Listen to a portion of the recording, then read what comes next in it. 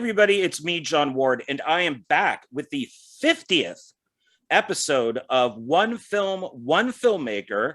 And today, my very special guest is Joe Lujan. How's it going, guys? Yay, Joe. Thank you for being here.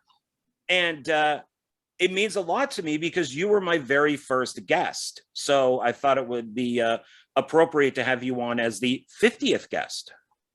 Yes, thank you. No, I'm excited. Honored. Thank you for having No, me. Thank you. well, I'm honored. Thanks. So I appreciate that. And we're doing this recording one day after filming. So it's kind of been a crazy week with filming. So that's probably why I look very tired. So excuse the look.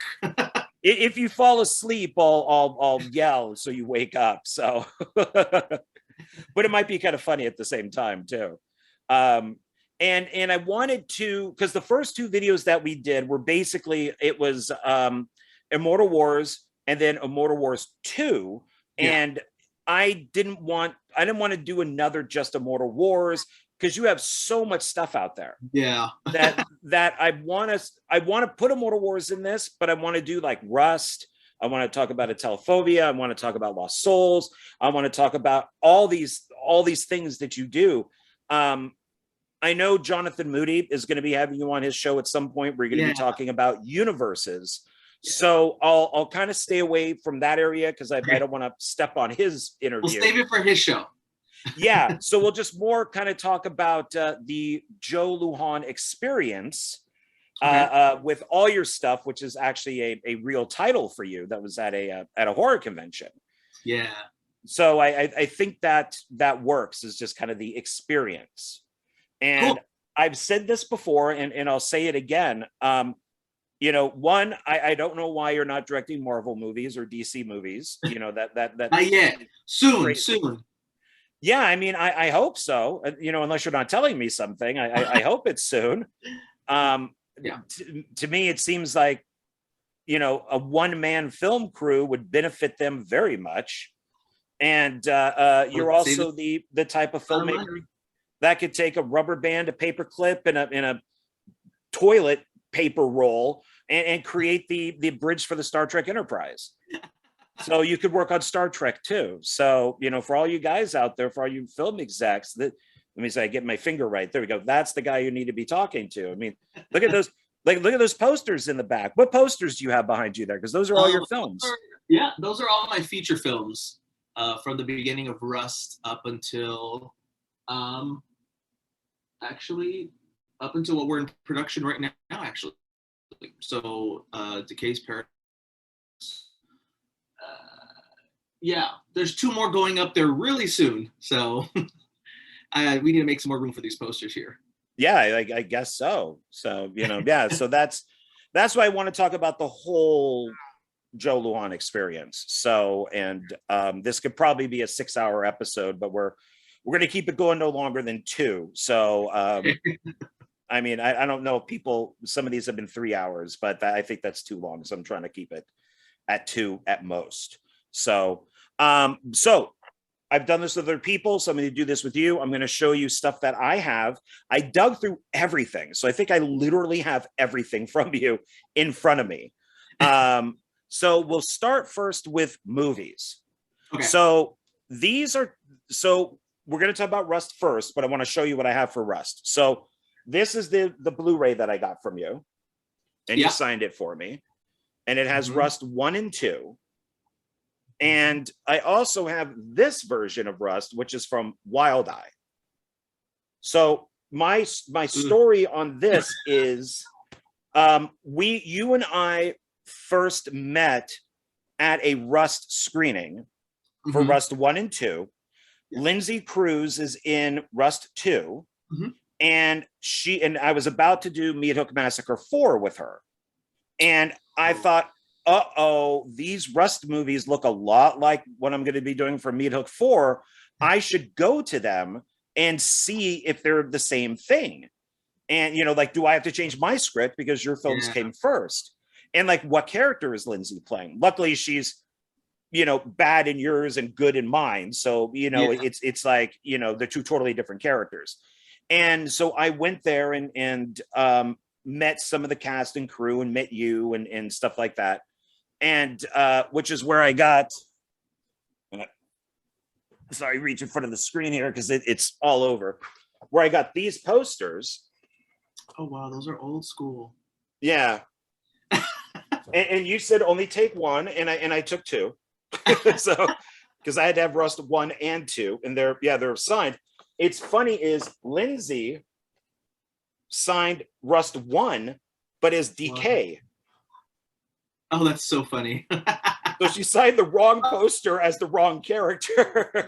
And then she realized that she did it. She goes, "Oh, nobody will notice." Well, I noticed, and now I'm pointing it out. But so these are, and they're nice posters too. They're on good like tag board posters. So I was very happy to get these, and but with these, so I went to that screening, saw the two films, loved them, and then I thought, okay, I'm going to buy them. Bought this Wild Eye, and hated them. Like, what the hell? What? These are the same movies I saw, or at least I thought I did. And it's like there's has to be a reason why. I loved them when we saw them at, what was it called, like the Millennium Falcon Bar, or Millennium Bar or something like that. Yeah, and it has movie stuff all around and all that. It's kind of like the Hard Rock Cafe, but for geeks. And there you go. Yeah, and so when you gave me this, I watched both movies again and went, now I love them again. And I compared the two, and I realized this is as dark as midnight. And I just like the way they released that. Not even the poster. I think the posters don't like that poster. Was not happy about that. That's part of the business, I guess, in a sense you can say. But yeah, I didn't even know the movie was out when I was told it was out. It had already been out for like 2-3 months. They didn't even communicate that with me. Oh, wow. So I wasn't even happy about that. Then when I saw the film, not that I've seen that film thousands of times, both part 1 and 2, but when that came out originally, I don't know. I'm not sure what happened. I'm not sure. I don't know. So that was when we were like, let's release them on Blu-ray, so that the audience can see it the way they're supposed to see it. And up to recently, both films have been re-edited, remastered, and there's new scenes in both cuts, and those are being re-released later this year. So those will be collector items for those who have those collector items. Those will not be available anywhere else. Yeah, so I mean, if you get this from Wild Eye, no, this is not a good version of it. Even if you buy it for sale for $5 or $3, whatever it is, get them. And I'll be honest, Joe. I believe Wild Eye doesn't have them available anymore. Yeah, Wild Eye that's good. Move them from both those films. Yeah, those films are have been pulled from all platforms, which I'm very happy about, because now with the re-release, they will be released the way they should have been seen from the beginning. So good. Yeah, and I'm excited to see those new scenes and the recuts and all that, because these are, I really like these two films, and I'm very proud and honored to be working on Rust 3. So, I think that's really excited. Yeah. And he wrote on here, John, keep killing it, Joe Lujan. Keep killing it, man. You have to. In this world nowadays, in this industry, you got to keep moving. Yes. And then you gave me not too long ago this version of Rust in a meat packet. Oh, yep, that is old. That is like the first short film of Rust. When we were doing that, I was doing a gifting suite, and those were handed out at this gifting. I think it was for the Oscars, and that was handed out, and it was. I loved how it was packaged like meat. I thought that was really cool. It's like in a meat packet. Not many of those are out there, actually. I want to say only maybe 100 of those were ever released. Oh, nice. Yeah, I'm not opening it. Yeah. I'm keeping it exactly the way it is, and I have it displayed. So yeah, Yeah, because Rust had started off as a short film. That was that short film, which was originally Running Under Severe Terror. That was before we started to abbreviate Rust. Oh, okay. But yeah, that's old school. Yeah. Yeah, I think it's really cool. So, and thank you for giving it to me. So it's Yeah, no, that's awesome. Yeah. And then we do have now I had not seen these, I don't think, on anything until you gave me the Blu-rays, and that's the double feature of Atelophobia. So I think this was the first time I watched these. Okay. Yeah, those are fun movies. Those well, I'm sorry, to end off Rust. So then we met again for a TV show. Like you were getting interviewed and I was getting interviewed. It's like, oh, hey, Joe, how's it going? It's me, John. We still didn't really know each other yet. And then you put something up on Facebook that said, looking for like cast and crew for Rust 3. And it was like, I would like to work on Rust 3. It took me a few times to get to you. And then it was like, okay, well, we need a homeless man. And I'm just like, I'm there. So I went out and bought the coat and I cut my gloves and I didn't ever put black on my face. That looked like I was dirty. I remember that. Yeah. Yeah. And then it was after that is when you're like, hey, can you come on and help me with crew? And then I became part of the team. Part of the Carcass Studios team. Yep. There we go. So that's how things work out. And I've gotten into arguments with this. So maybe you can settle this. Is it okay to be a fan and a friend of a filmmaker? Yes, I think it shouldn't even be an issue with that. I think it'll become an issue when both parties or one party doesn't know how to separate those titles to when you're working. You're working, you're colleagues, you're working together, and it's work, and we're focused. If it surpasses that and things aren't getting done, there's a lot of distractions, then I guess you could say it is an issue. But I don't think that's a bad thing. No, a lot of the people that I work with are friends of mine. We go out to dinner, we hang out. Right. I love movie nights. So we do movie nights. Like I don't think that's an issue at all. You should love and enjoy the people you work with. That's what makes it enjoyable. You should have fun working, not because if you're a friend, let's say you join a group and you like tennis, and you join a group of people who play tennis, you will most likely develop some friendships with people who play tennis. And then maybe one day, because you're a group who plays tennis, maybe you'll meet a famous tennis person who knows, maybe you'll hit it off. And then you'll be friends with that person. So you're a tennis player who's friends with a famous tennis player. And I guess as long as you don't have any sort of kind of like, ulterior motives in it, then what's wrong with that? I know I've gotten into some arguments with that because I would think that film people are friends with other filmmakers and music people are friends with music maker, But some people say, no, you have to separate the two. I mean, to a certain extent, you can. I have ran into a lot of people that I've considered friends that unfortunately had their own separate objective. I'll flat out say it. I've been used as a stepping stone for many individuals. So I think that's why I'm a little bit more selective of who's involved with my life. That's why I'm kind of private with my life. I don't let a lot of people in, and those who are in, I trust fully. But I want to say that's in any line of business. You're going to run into that in any line of business. It's a cutthroat world. Sure. Well, yeah, and I understand that, because like being friends with like David Sterling, let's say, who's a film producer, if you look at it as a camp, and the camp is here, for a long time I was way over here as a fan, and I would buy a bunch of his stuff, and then I moved from this area into the parking lot, and then kind of talked to David from time to time, then became the guy that went onto his radio show and hosted it, and then all of a sudden got into his camp, where David calls me and he's like, hey, can you help me with this? Or, hey, do you want to like help on and write like Axe Grinder 2? And it takes that trust, because you know, with the amount of films you've made or David's produced or whatever, you're always going to get those people that are saying, hey, produce my movie, make my movie. And that's all they want. So, Yeah. and you have to You run into develop that that. a lot. I personally run into that a lot. Yeah. So you got to really kind of trust that person. So yeah, and I've gotten real good to kind of getting a first impression type of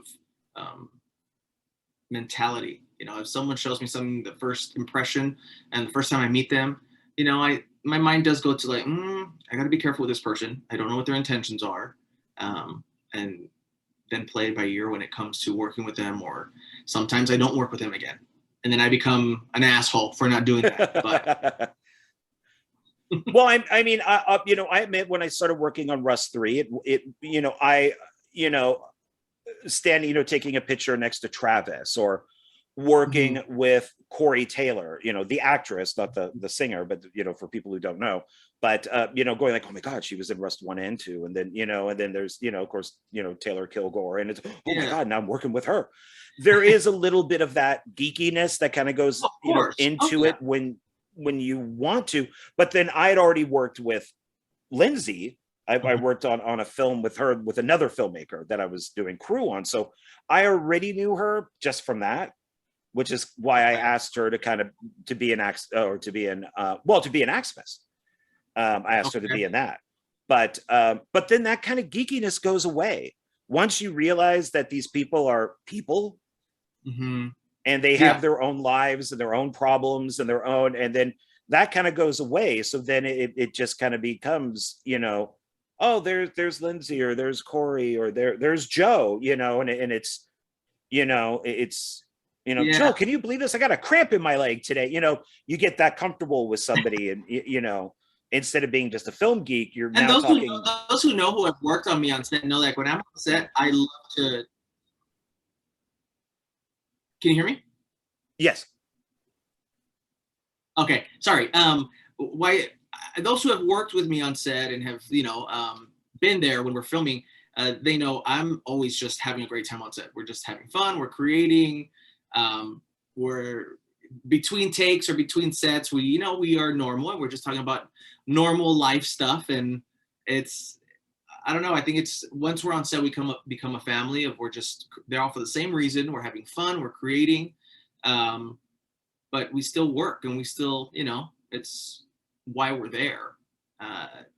There's been a few times where I've gone at that a little bit, you know, like when I worked with Eric for the Immortal Wars. When I first met him, I was scared and I was nervous, and I was like, I can't believe I'm working with him. And within 30 minutes, he made it. Oh, that'd be like, Eric Roberts. Yeah, Eric Roberts. Yeah, within 30 minutes when he arrived on set, he was real nice and cool with me. Like, it felt like I'd known him for a while. So I was like, it kind of goes away. And we just end up working together and having fun. And yeah, it's, I think it's a normal and natural feeling, but it goes away real soon. Yeah, when I worked with like Brink Stevens on Meat Hook 4, it was really like, Brink, can you just go? Can you go? And then I realized, like, dude, just talk to her. Stop being so, you know, because of who she is. Just ask her, Brink, can you go stand over there? Because she'll respect you more if you just treat her like a person.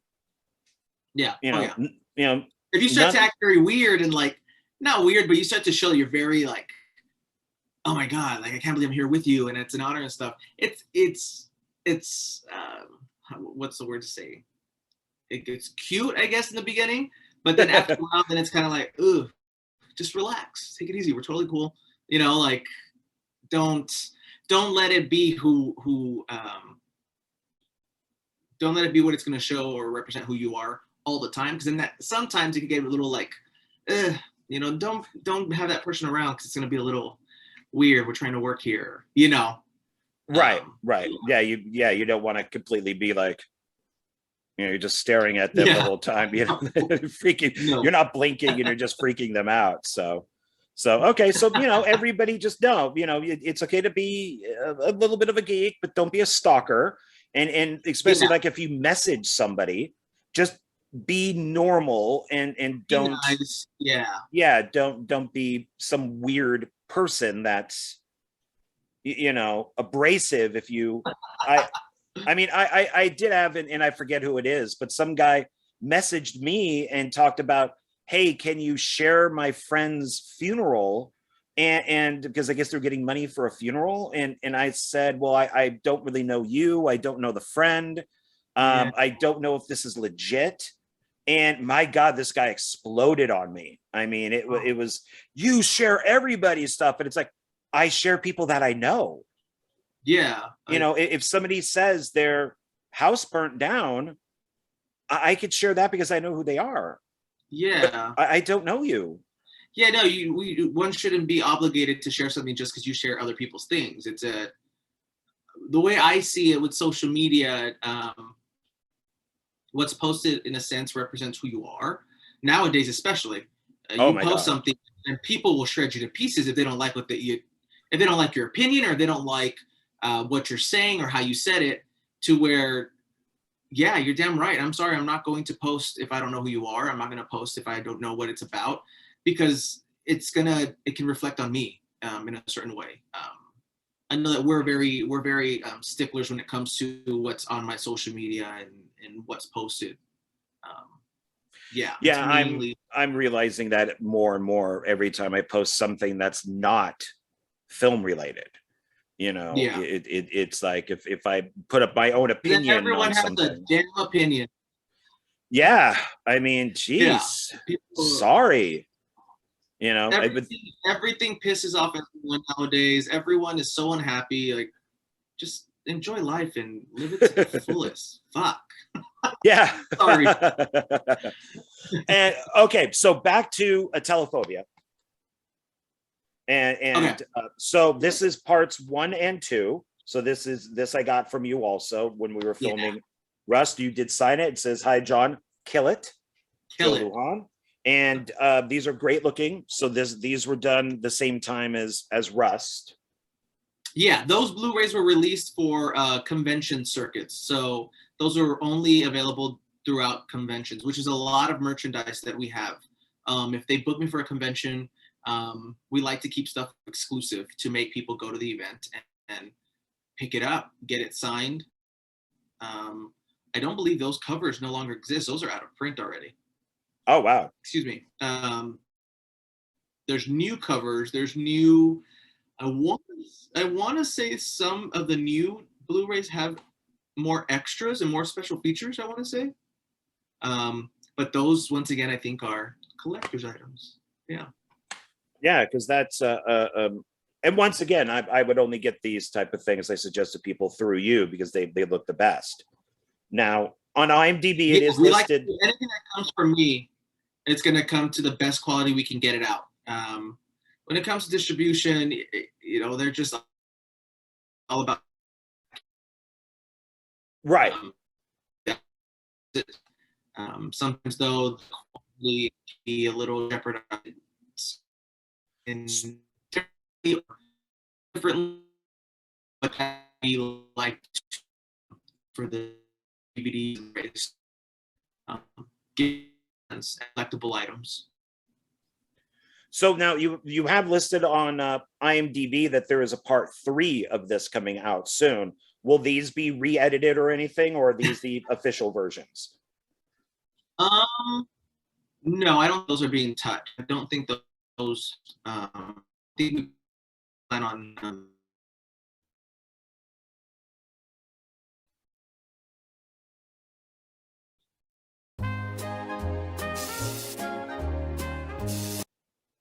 Okay, cool. What was I saying? I believe it was. Oh, since part 3 is coming out, will these be re-edited? No, those I don't believe are going to be touched. I think the only thing is a few little things are going to be added to the cut, but they're pretty much staying the same. But yeah, part 3 we were actually going to start production on part 3 this year, but some new projects fell into our hands. Yes. And that once again got pushed back. I don't know, maybe next year we'll do a Telephobia 3 and finally end it. Okay, I like trilogies. I think films should be done as trilogies. So I don't like Me when they too. I just end love with part two. sequels. I love franchises. Yeah, I agree. And, Yeah. and part two of Telephobia wasn't really a sequel to the story. You know, it was more of a different type of sequel. You know. Okay. Yeah.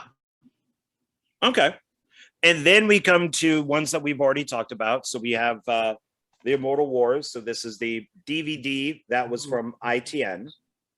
Got it all signed here by all you guys. This is when yeah, I think when you were doing Rust, I got this signed by some of the people. So it was that Rust screening, I think. And then just over time, I got more people to sign it. Oh, maybe. Oh, yeah. Yeah, I got them to also sign the inside. So I could have both. Yeah. And then got there's some Blu-rays coming out soon on those films. Well, that's I'm waiting for those because you've told me these are too dark. Yeah, where the films have been remastered, there's new VFX. Things have been fixed or replaced in the films. And I'm talking about part 1 and 2 as a whole. Yeah, there you go, Resurgence. Those films are also being remastered and re-edited and new VFX, and we're going to have some Blu-rays released. We've kind of waited on releasing the Blu-rays just because part 4 is coming out real soon, so we kind of want to do a box set of some sort with the whole franchise in that box set. Yeah, that would be nice. And then you've signed that one for me, and it says, John, fight on, Joe Lujan. Yeah, because you like signing things. You like to have things signed yourself. So yeah, I do. I like to collect, and believe it or not, like the first time I did a convention, a few people had shown up to get some of the DVDs signed, or the comic books, and at first it was kind of weird. I'm like, why do you want it signed from me? Like, for what?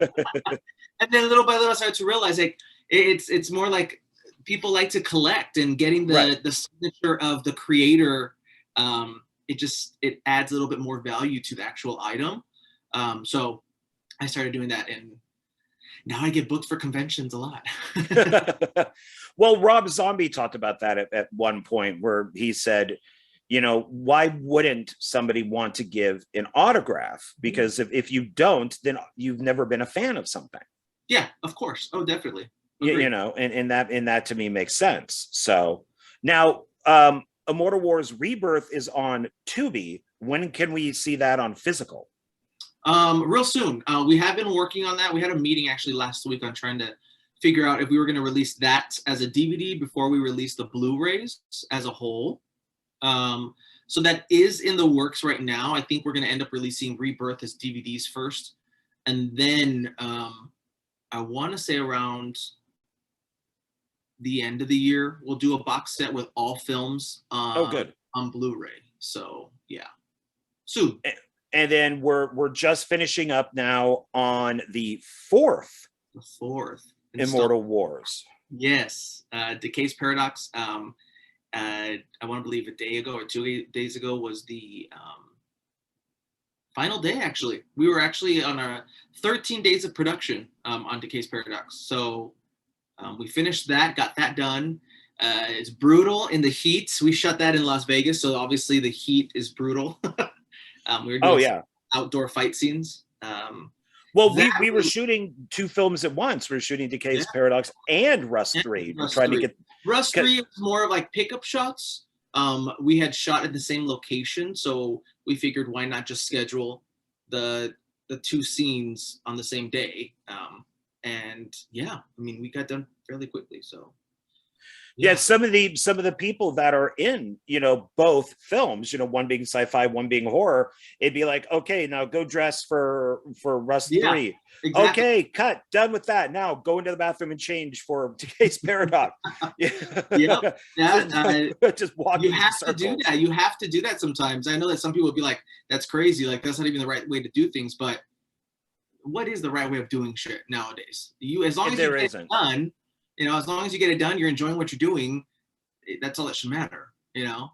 Right. So yeah, that was interesting, but we got it done. So it's a lot of filming, and especially for you. So, you know, I was there on some of the days, but you were there for all the days. yeah, it's catching up to me. I'm very sleepy right now. Very sleepy, but it's good. It's all worth it. It's all worth And so to continue with the Immortal Wars stuff, you gave me these. So it's the Dawning. Oh my God, yeah, that's old school. And that's all signed. But then and this is the complete collection. Yeah. Which then I have volume 1 of the Dawning here. Mm-hmm. You notice they're still in the wrappers. I like that. I did watch them, but I kept them in the wrappers. And then here's volume 2. Volume 2. So with those, that series had a title change. Since we're getting ready to gear up to release that on Blu-ray, it's now called Immortal Legends. Volume 1 and 2 would complete 8 episodes. Now, Immortal Legends Season 1 will be those 8 episodes, and then Season 2 already started production on Season 2. That's a spin-off series from the Immortal Wars in the Ravage Reign universe. So, okay. Yeah. And, oops. So I keep stretching over the screen here, but then there's also your comic books. Yeah. Which is what this whole thing is based on, right? Yeah. The Ravage Reign universe is based, the Immortal Wars actually is based off of those comic books. The Vanquishers and Tricalypse. I believe there is 2, actually, sorry, I have them here. There's 3 Tricalypse comic books. There's issues. Number 4 is being finalized now. That's been worked on a while. Obviously, with COVID, things had to be pushed back and all that.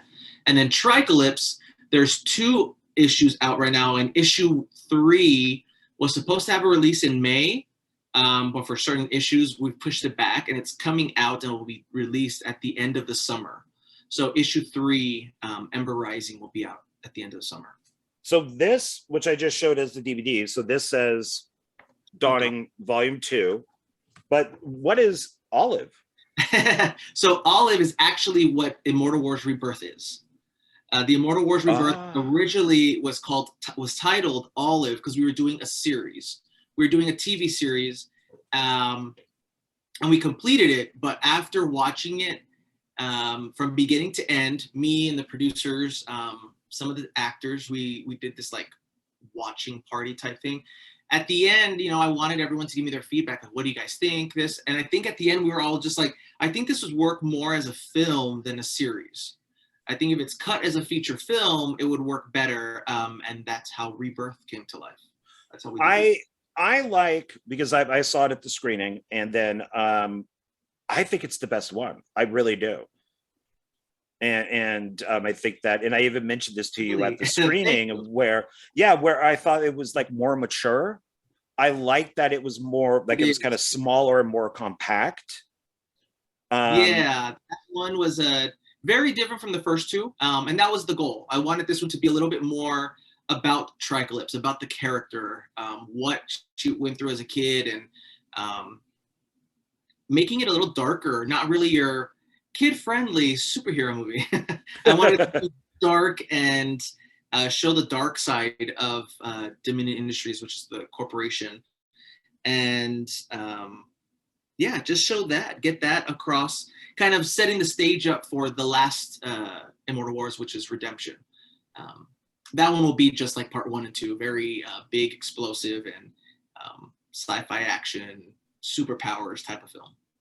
And don't take this the wrong way, because I'm going to say this weird, but I like that it looks cheaper, because it's more back alleyways, it's more cities. It doesn't look kind of like Blade Runner. It looks more like I said, don't take this the wrong way, but it looks like kind of like a direct to video sequel to Blade Runner in a way, and a lot of those are better than what you expect.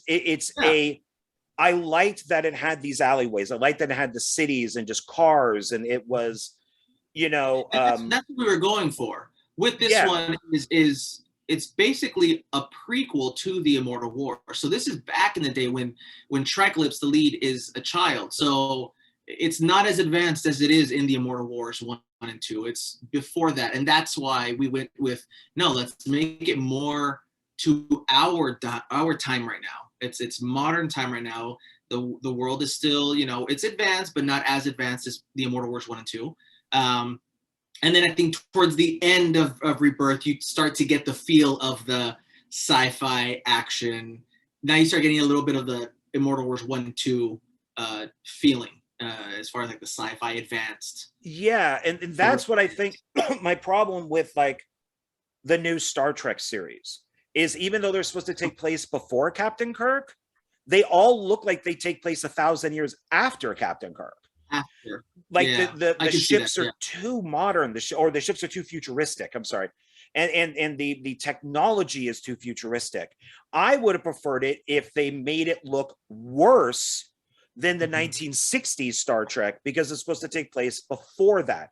The ships should look like they have rust on them or something, or that they're almost falling apart. And I think that's why I like Rebirth, is that it's like it takes place before it, but it doesn't have, but you didn't make it look like it was 100 years before, you know, afterwards. Yeah. And yeah, so no, that's what I mean by cheap. So I'm not saying cheap as in money wise. It just looks, it looks cheaper than what it would be 20 years from then, you know, because it is just alleyways and cars. Oh yeah, this is before the corporation has actually taken over the world. This is when they're barely getting their, it's like their starter year in the business, where things are still kind of rocky. They're trying to figure things out and trying to save money. So facilities aren't as advanced. Facilities aren't as up to par with the way it looks and all that. So when you watch Rebirth, it looks very dingy. The facilities are kind of like run down, like you said, rusty, old, and that's what I was focusing on. I wanted to show that, and I'm happy you saw that, you caught that.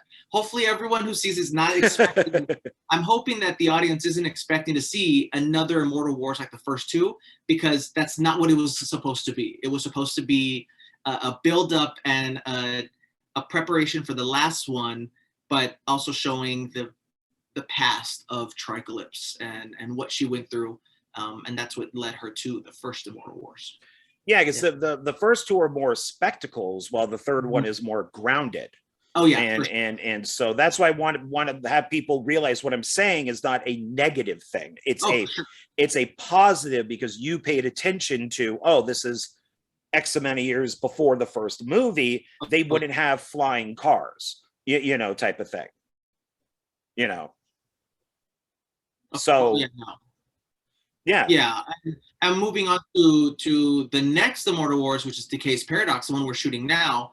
That one is a mixture of both, because it is still a prequel, but it's a prequel in the sense of like it's only a year or two before the Immortal Wars. So there is a little bit of like dinginess, but it's modern like the first three. There's a little bit more action in this one. Darker. This one will be like the first rated R Immortal Wars. Oh. As far as language and what's going on in the film, it's a bit graphic, and I like to say it's like a villain film. All the characters are mainly villains. It's you're gonna see a different side of the Immortal Wars. Once again, preparation for redemption, which will be the last one.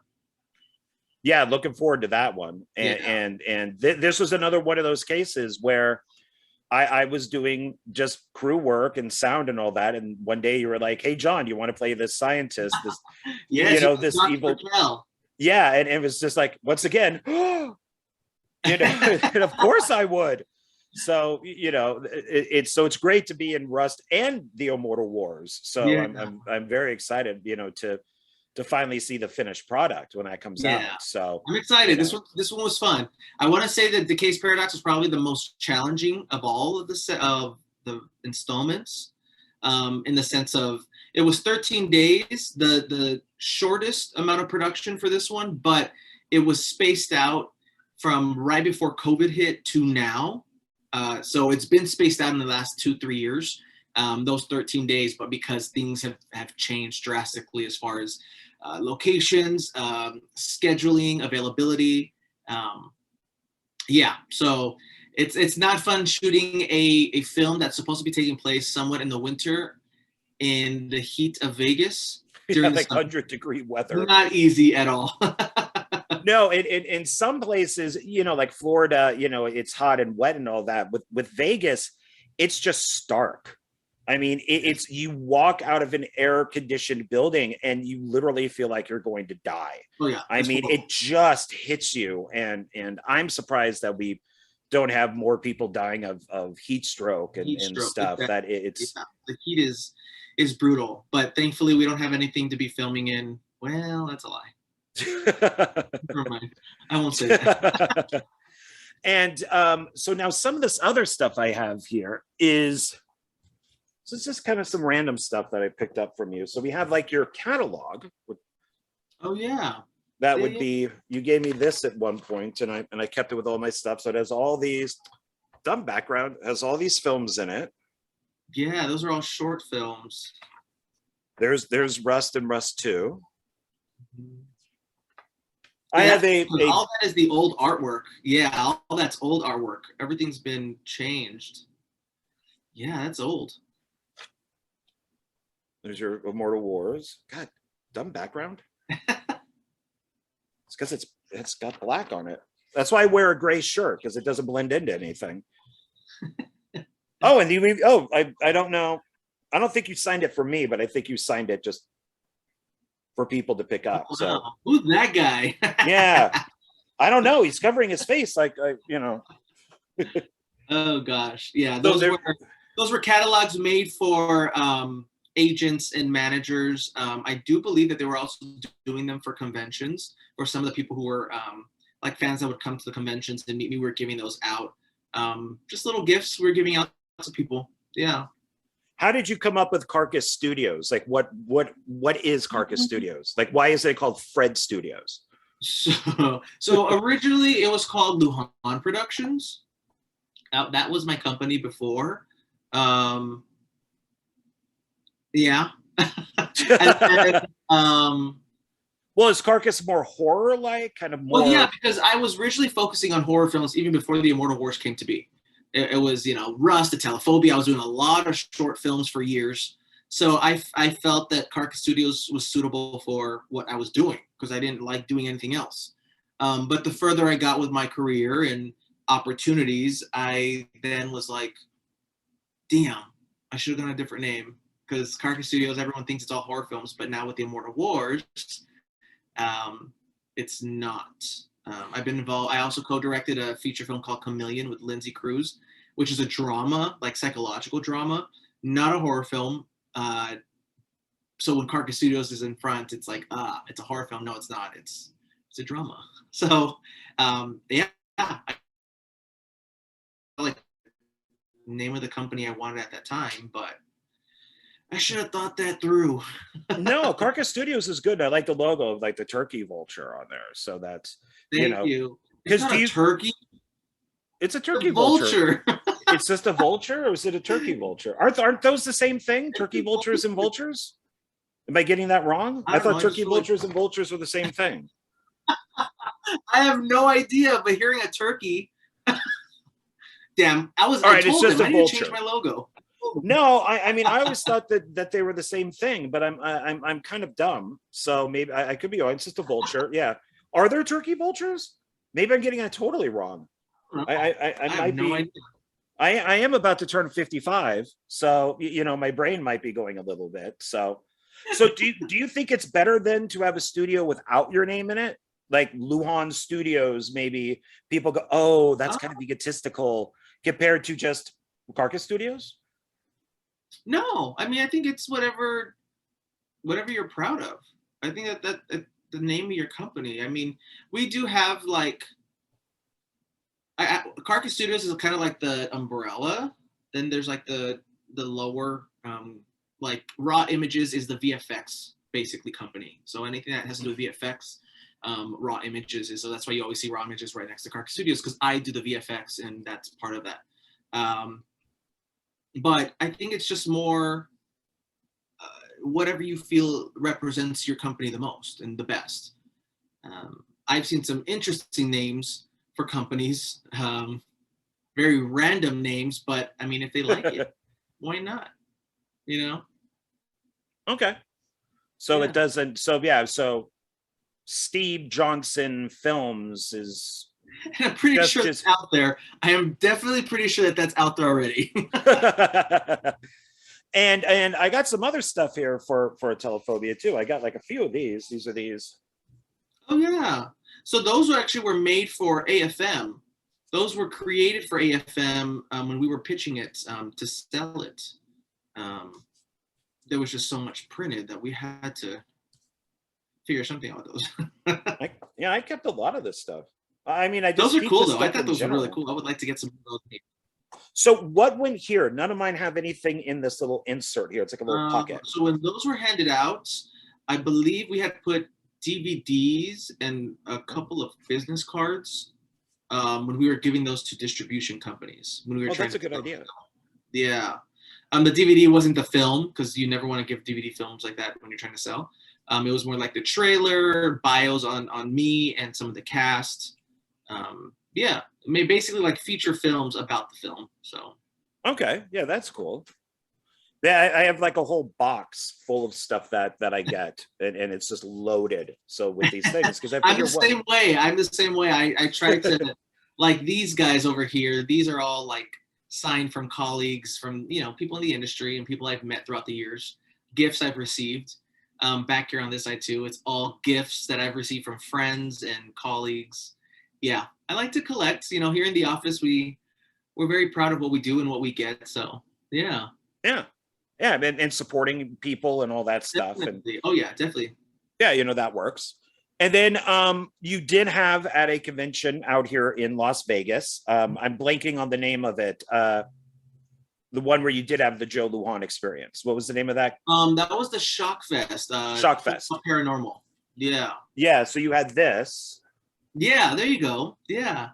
Oh, I love that event. That was one of my most best times I've had ever in my life. That was a dream come true with that event. Yeah, this had some good stuff on it too. It had like Art of the Dead, which was the Mahal brothers. We had The Butcher, The Dawn, which oddly ended up being an Amityville horror movie. Sorry, spoilers. And Rust 3. We got the trailer for Rust 3 there. Yeah, Shockfest. Yeah, right down here. And this is November 22nd through the 24th, 2019. Wow, that's crazy. It feels like a whole different world. That's crazy. Yeah, and it's got. Let's see if I can find. Such an awesome event. I would love to do that again. I think I saw you in here when I was looking through it. Let's see, where are you on here? My mug's in there somewhere. I saw the poster for Rust 3. I won't spend too much time on it because it's, as I'm sure people love looking at me just flipping through something. But I thought I saw you in here. I can't find it now. But yeah, so this was cool. And then you had your own card, Joe Lujan card. Yeah, I had there was player cards. So at that event, it was like a film festival / convention, and you had to collect all the cards. A lot of people had cards that were made, and to get my card, you had to go up to like the 3rd floor in the hotel and look for like almost like a scavenger hunt. You had to look for the Joe Lujan experience, and it was basically an interactive experience. The whole room, we built the sets of a Telephobia, and all my movie monsters were in there. So you would meet Travis from Rust, Meredith from a Telephobia, and Billy the doll was there. Yeah, it was real cool. It was kind of creepy. People really enjoyed meeting the movie monsters and collecting those cards. That was a fun like event.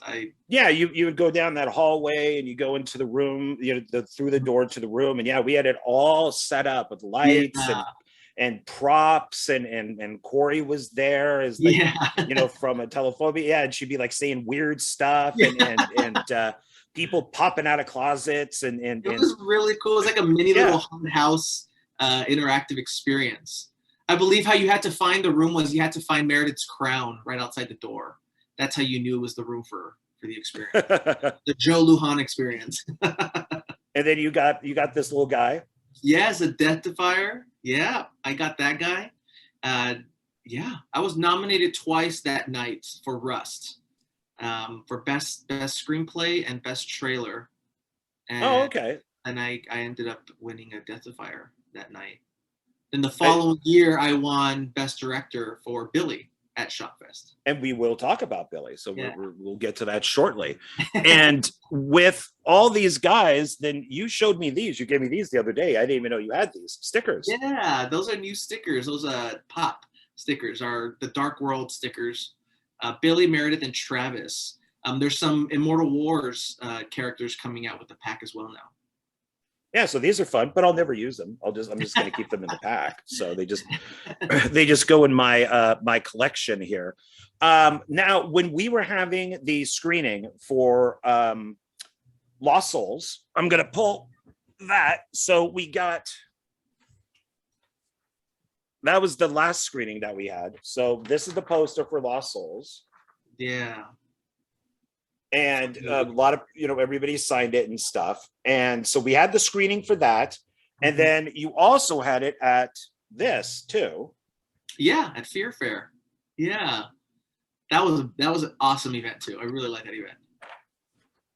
So that was, and at the public screening for it, you gave out like cards and stuff. Hey, who would you like to see in the sequel?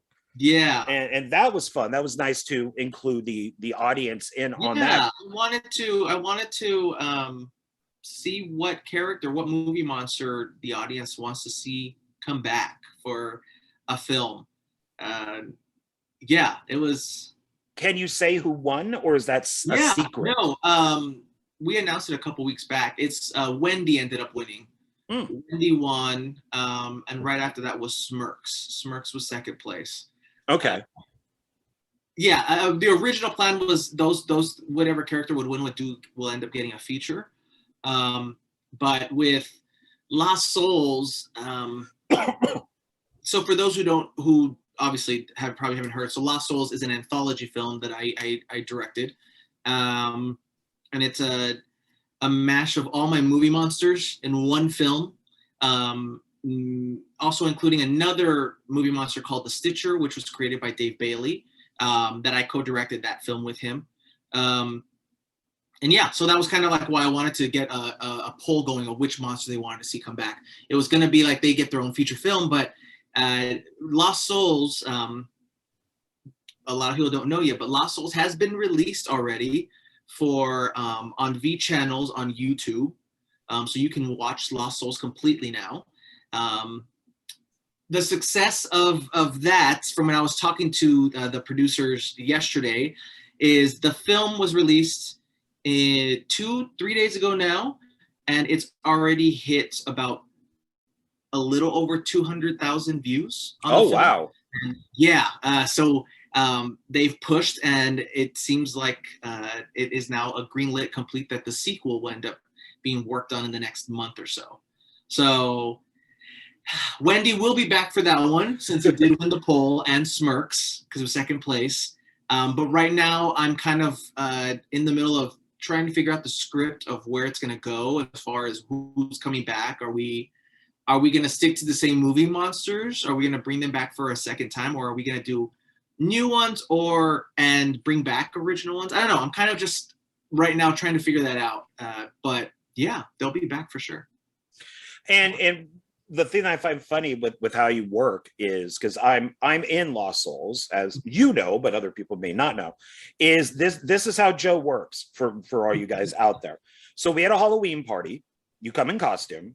We had all the alcohol. We had all the food. We had all the treats. We had everything. There was drunken karaoke. And, yeah, there was, it was a wild party. And then the party dies down.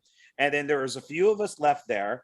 And it was, okay, you guys are all going to come back tomorrow, and we're going to shoot, because you were shooting a movie while we were having the Halloween party. So you're not even really enjoying the party. You're shooting a film while we're all getting wasted. And you're like, come back tomorrow. We're going to shoot your scenes for this film that we shot last night. Yeah. So we went from doing the Halloween party to coming back the next day in our costumes to shoot a scene for that film, which a lot of people say is one of the best scenes in the film, which I'm proud to say. Yeah, it's that's the way you got to do it, man. If you have to get shit done, use what you got and do it. Like, yeah. Well, that's why I say you're the guy who uses the paperclip rubber band and a toothbrush, because recently we were just at your place shooting, and you converted your whole place into like a cave. You took your sofas, you put it on their sides. I said, is that a dog cage? And you're like, yeah, you took your dog cage, and you had all these props from other films sitting around. You set up smoke and lights. And then when you look at it on film, it looks like it's done on a studio set. And it's your apartment, not knowing behind all these black bags are DVDs and Blu-rays and a big TV. And you know, and that all started with COVID hit. Because COVID hit, we were in production with the Case Paradox.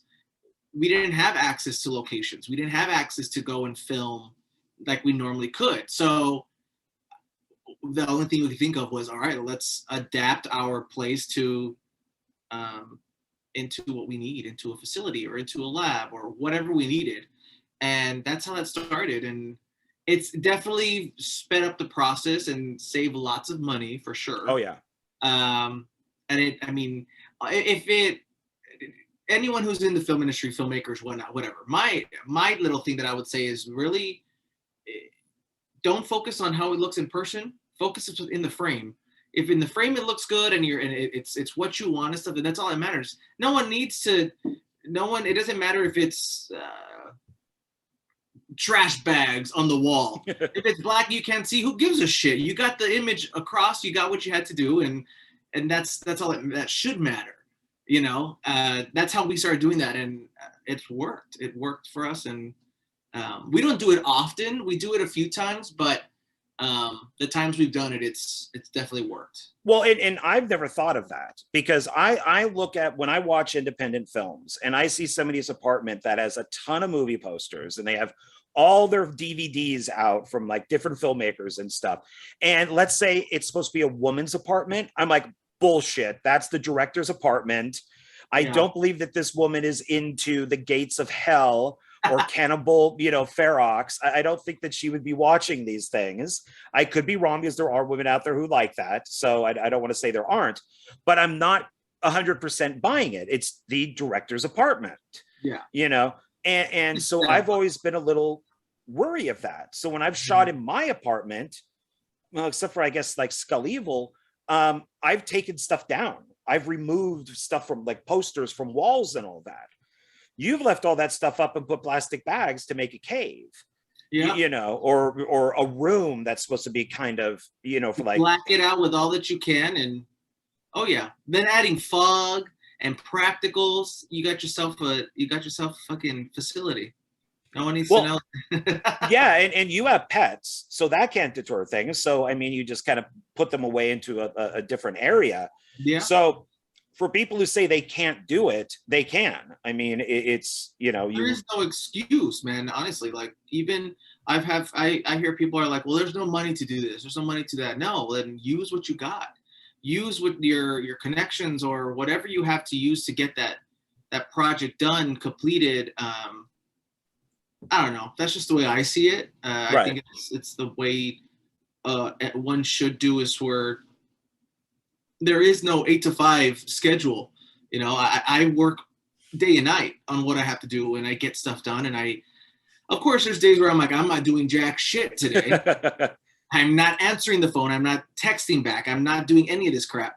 But it's good to have those days to reset. But if you really want it and you're trying to get to your dreams, I think it's important to do all that you can to continue to move forward and to step closer to that dream, for sure. Right. Oh yeah, totally. So when we had, I think this was at the screening for Rebirth, there were, I think, these posters. Oh yeah, Spider-Man and Zane, the Afflicted comic series. So there's that one, and then there's this one. Yeah. So why were these handed out at your screening? So those are buddies of mine. Ben, Matt, and Jacob Marmolejo, they are from my hometown in El Paso. So Ben, Bettis, and Matthew, they have a comic character called Spiromine. Very cool character. There's a comic book series. I would highly recommend to go and get some copies and look them up.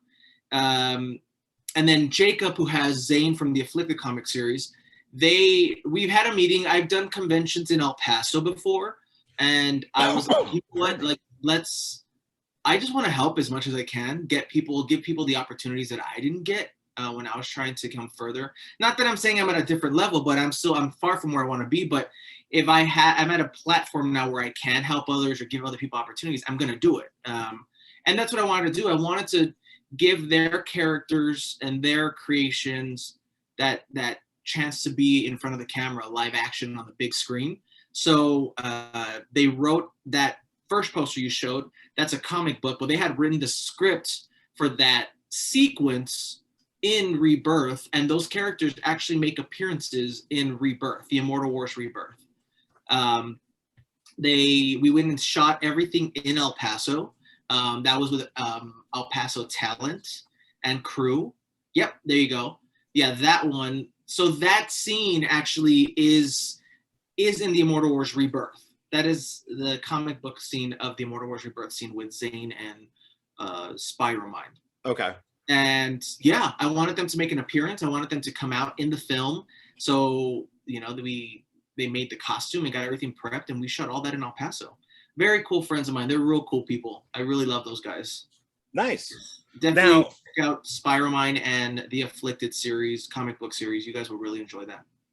Yeah, so that's really cool of you. So already, you know, adding their characters to your already established. And we're going to do that. We're going to do that for the next Immortal Wars. That's something that we are going to throw out there for people who have comic book characters that would like if they would like to see them on the live action on the big screen. We want to feature characters that people want. You know, they'll make an appearance in the film, and they will be credited. And it's just, you know, to give exposure to the films, to give exposure to the characters and the creations. So if anyone has a character that they would like to be featured in the last Immortal Wars, definitely reach out to us for sure. Oh, there you go. Okay, great. Now, one character I don't have anything from, so we'll just go into that, is Billy. Billy. So what is Billy? Explain Billy to me, please. So Billy was a short film that I wrote and directed in 2019, I believe. It was a doll. It's a possessed doll that makes you want to harm yourself. It was just a concept that I came up with last minute just to create a short film, and I made the doll myself, and it was a fun project. We shot the entire film in one day. It's a project that I'm really proud of. I'm really proud of that project. You love Billy. I do love that character. It's the doll itself is a little creepy. Well, he's right behind you on that poster. He's right there. It moved. The box is here, but he's not in there anymore. He's no. Well, he's on the poster though. You can see the poster. Yeah, he's right there. There, yeah. And you said that you swear you could see him move. He moved. I left him on the dining table once in my place, and the following day he was on the couch, and I was like, "Fuck that, you're out." So I took him out, and he is now in storage. In the storage, I only pull him out if I'm going to need to film with him. Then I'll pull him out. But other than that, or in conventions, we do take him to conventions a lot.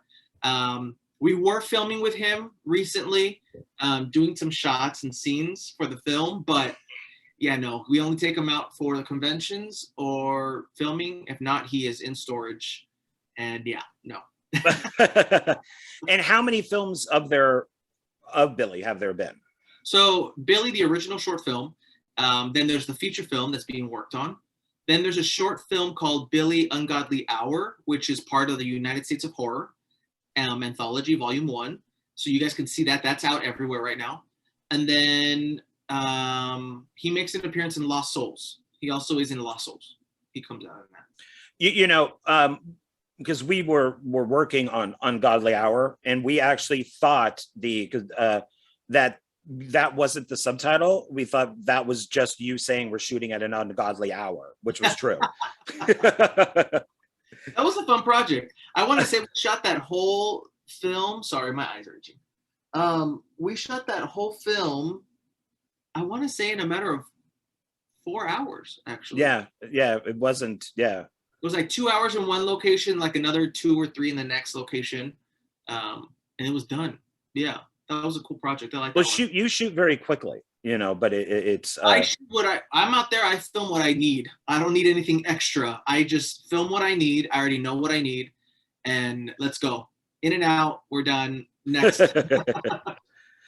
And so next, let's get into, you also do music. You're a singer. And so you've worked, now you have your solo stuff, which we'll talk about too, but you're on Chris Ivan's stuff. So we got his CD here. So you're on this one with him. I told Chris I'd give him a little that's plug. His first one. Yeah. So Chris, here's your plug for you. Yeah, that's his first album, biggest battle. And then here's his second. I've had him on one filmmaker twice for each album. He's got his 2 little buttons here. So see, I think that goes that way. And then he's got the little guy who goes this way. And I grabbed one of these. So we got this too. That all goes together. So how did you get involved in music? I mean, you're a filmmaker. You're not a singer. How did you get involved in that? Well, the only living thing in the world that would hear me sing would be my cat Leon. It was the only one. I would sing at home. I love to sing, so it was just a hobby I would do at home while I was cleaning, or even when I'm in the office, I'm just working and singing. Why not? And my sister Michelle was the only person when I was living in El Paso that had heard me sing. And then I started working with Chris because I started directing his music videos, and we started working together. And one day, I want to say I was on set and I was singing while I was setting up or breaking down or something like that. And he was like, "Oh, damn, like you can sing." And I'm like, "No, I can't." And then from there, my grandmother had passed away. And I want to say that was like the beginning of 2019, on Christmas, right before 2019. She had passed away, and he had been working on a song called "Biggest Battle," and I was obviously going through the passing and trying to go through that. And he was like, "You know what? I want to do something, and let's work on this together." And we wrote the song. We finished the song. And one day, I want to say it was a day after or 2 days after her passing, I flew to Vegas, and I went straight to the studio, and I recorded the song. In the song, there's certain parts where I'm a little self-cautious about, because I was bawling throughout the whole session. I was bawling while I was recording and singing, so you could actually hear my voice cracking a little bit. And yeah, I flew back home, and the family didn't know what I was doing. No one had ever heard me sing. And at my grandmother's funeral, we basically played the track for the entire, everyone who was there for the entire night. They heard the song. And yeah, that was something that Chris helped me get through. It helped with my process. And then soon after, we shot the music video. And then after that, he was like, "Do you want to be on another song? Do you want to create another song?" And then we did "Beautiful Warriors," which is an anthem dance track for the LGBT community, and very fun song. And then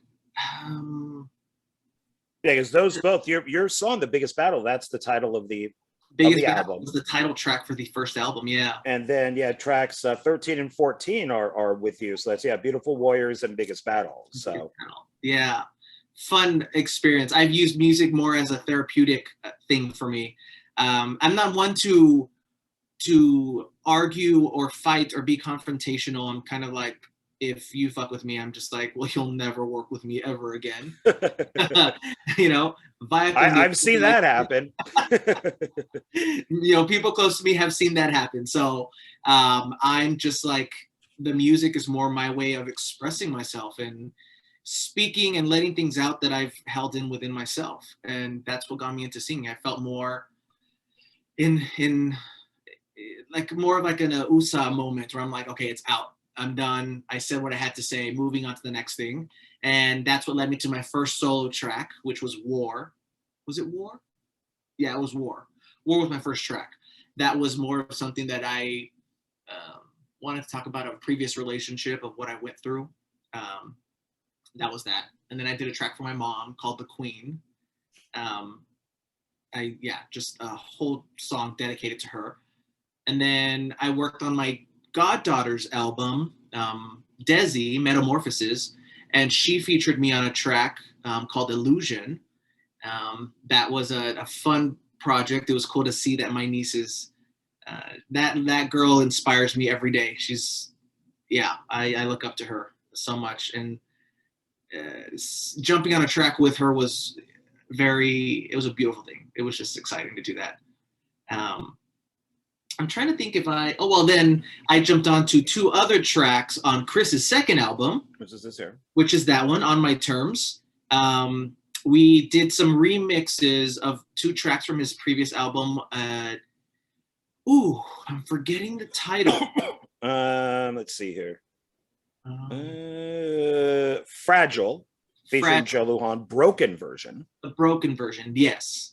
That track came to be, I was just very connected to that track. In fact, that track, when he first recorded it, he did not like it. So I had made an offer to buy that from him. I wanted to buy it. I wanted to record that track for myself, but he didn't come around to doing that.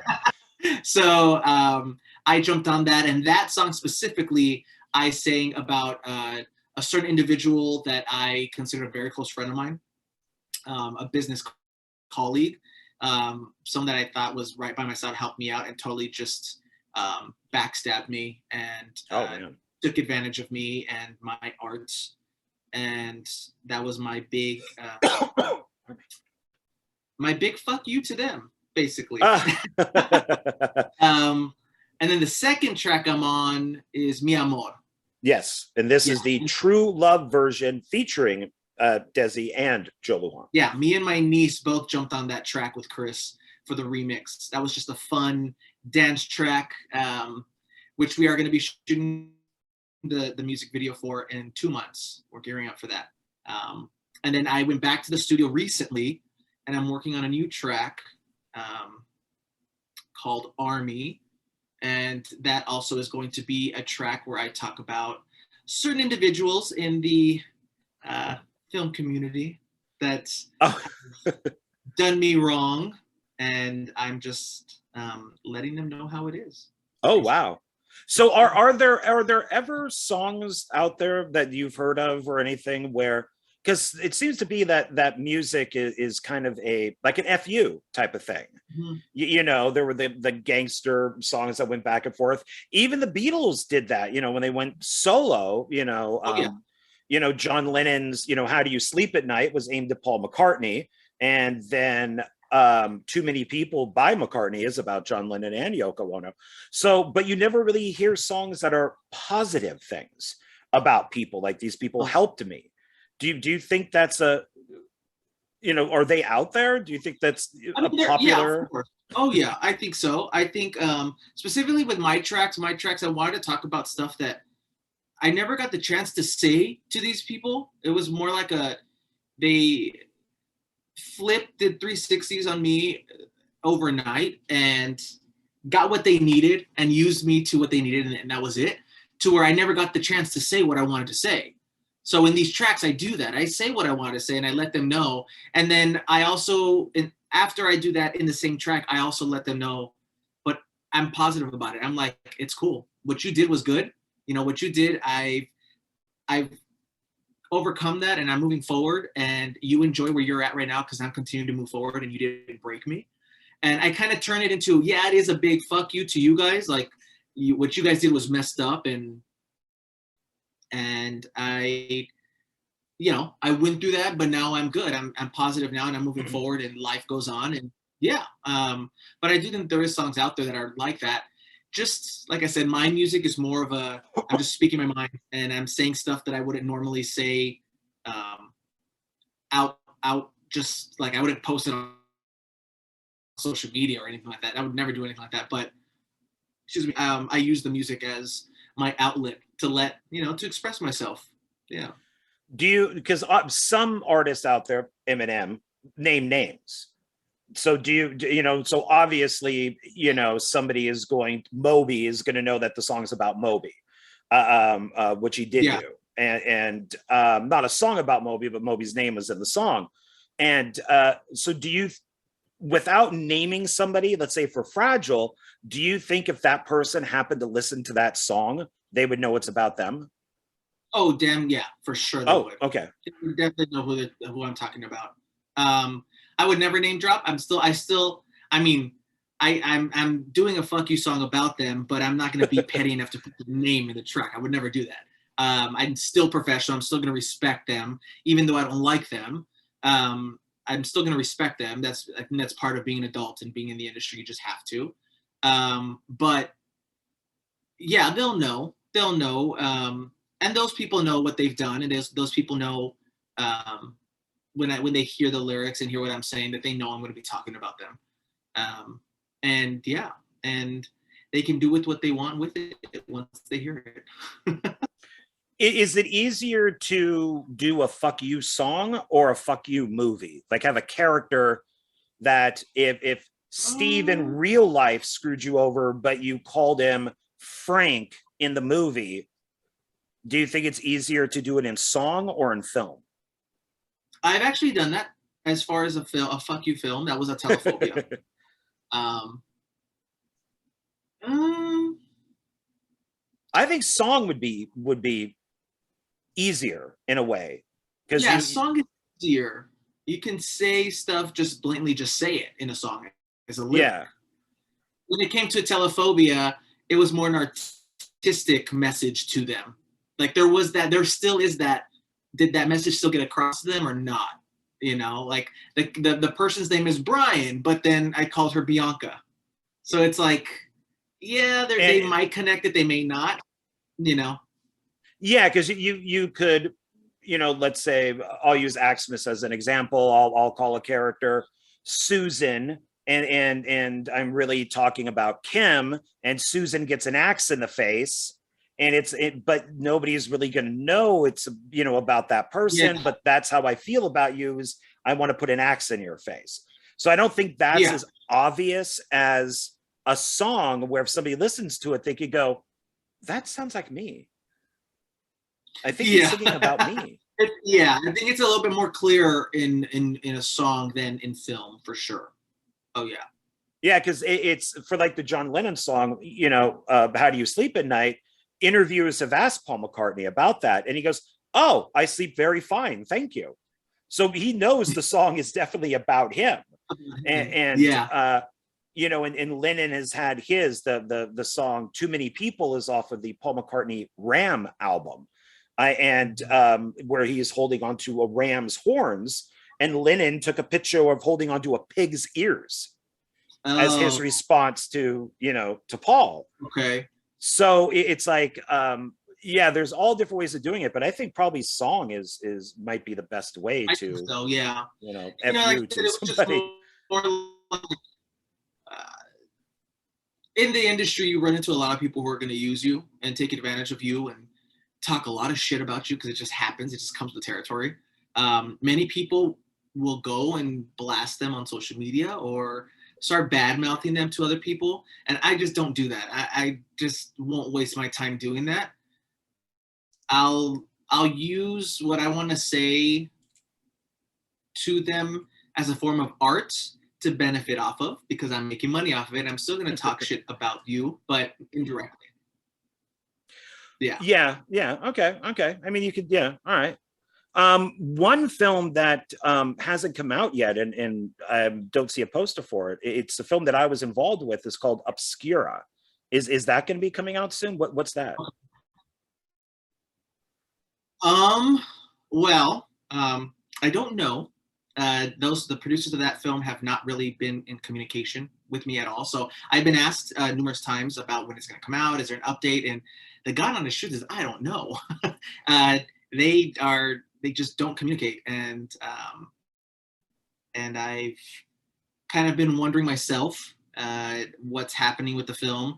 I did edit the film, and then a new editor came in that they brought in, and I just basically got the boot in a sense. Oh. And I don't know. I honestly don't know what the plan is with that film. I don't know if it's even part of the universe anymore. I don't know if it's I seem to be getting thrown to the side when things come with that film as credits or as, I don't know. I don't know, to be honest with you. We shot that film, I want to say 2 years ago now, maybe 2.5. I want to say almost 2 years. I don't know exactly, but I'm like, I've already dropped 3 feature films since we shot that, and this is still being worked on. I don't know, an update. So I'm like, whenever they get it done, they get it done. And I'm thankful for the opportunity, and I was really happy with the creators that I worked with and brought that whole story to life. But yeah, I guess they needed to get what they needed from me, and they gave me the boot. Oh wow, because you said part of that universe, and it's connected to the Immortal originally Wars. Supposed to be, but I don't know. I see on social media, and I'm being told by people that there's updates coming, and I'm like, so what's coming up? When can we see it? And I'm like, I don't even know what the update is, because they don't keep me in the loop. So yeah. But can they release it themselves and not tell you? I mean, yeah, I'm pretty sure they can. I'm pretty sure they can. I've never signed anything. Nothing signed on my end, but and not that I'm talking bad about them. I don't want to be talking bad about them, but I don't know. There's just been no communication when it comes to that project, or I'm just lost when it comes to that project, to be honest with you. That's weird. I don't know what's going on with that. So hopefully it's good. I'm hoping it's good, we'll see. Okay. I really don't know.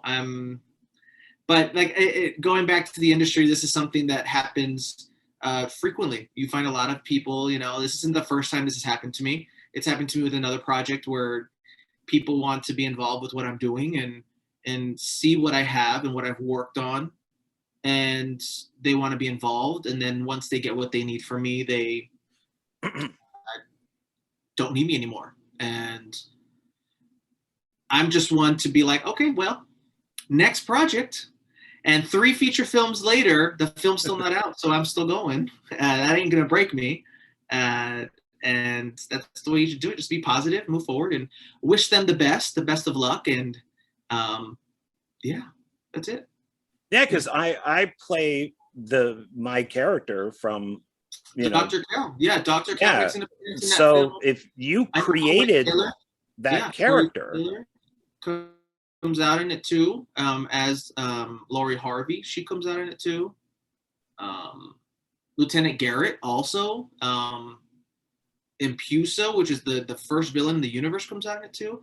Yeah, like I said, there's so much that connects the universe, but I don't know, man. I really don't know. I'm pretty hurt with that project. Like every time I think about it, it kind of hurts me because I trusted a lot of those people, but I don't know, man. I really don't know. I've just moved on from that, and I figured when updates come, I'm gonna come. Like I'll listen, and okay, I'll listen to what they have to say.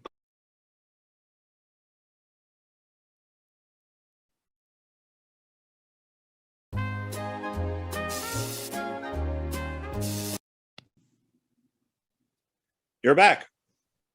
Cool. We're back. So when it comes to Obscura, I don't know. I honestly don't know what's going on with the film. They don't keep me in the loop. But like I said, I hope it comes out good. So right now to be as Oh, go on. No, I'm saying I've tried to be involved as much as I could. and was willing to, be a part of it as much as I can. But I guess they don't want me. So moving on, next. Yeah. It's kind of the missing film right now, I guess. Like I said, I'm blessed to be where I'm at and what I'm doing and all the projects that have come my way and what I'm doing nowadays, that I'm just like I said, I'm very hurt over that whole project, and I feel a little taken advantage of and used, but that's fucking life now, man. You got to keep it going. Oh, well.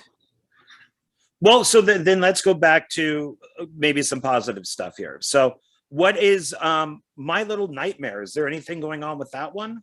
Yeah, so that film originally was supposed to be done. I was about to do it like 5 years ago. Then I didn't do it.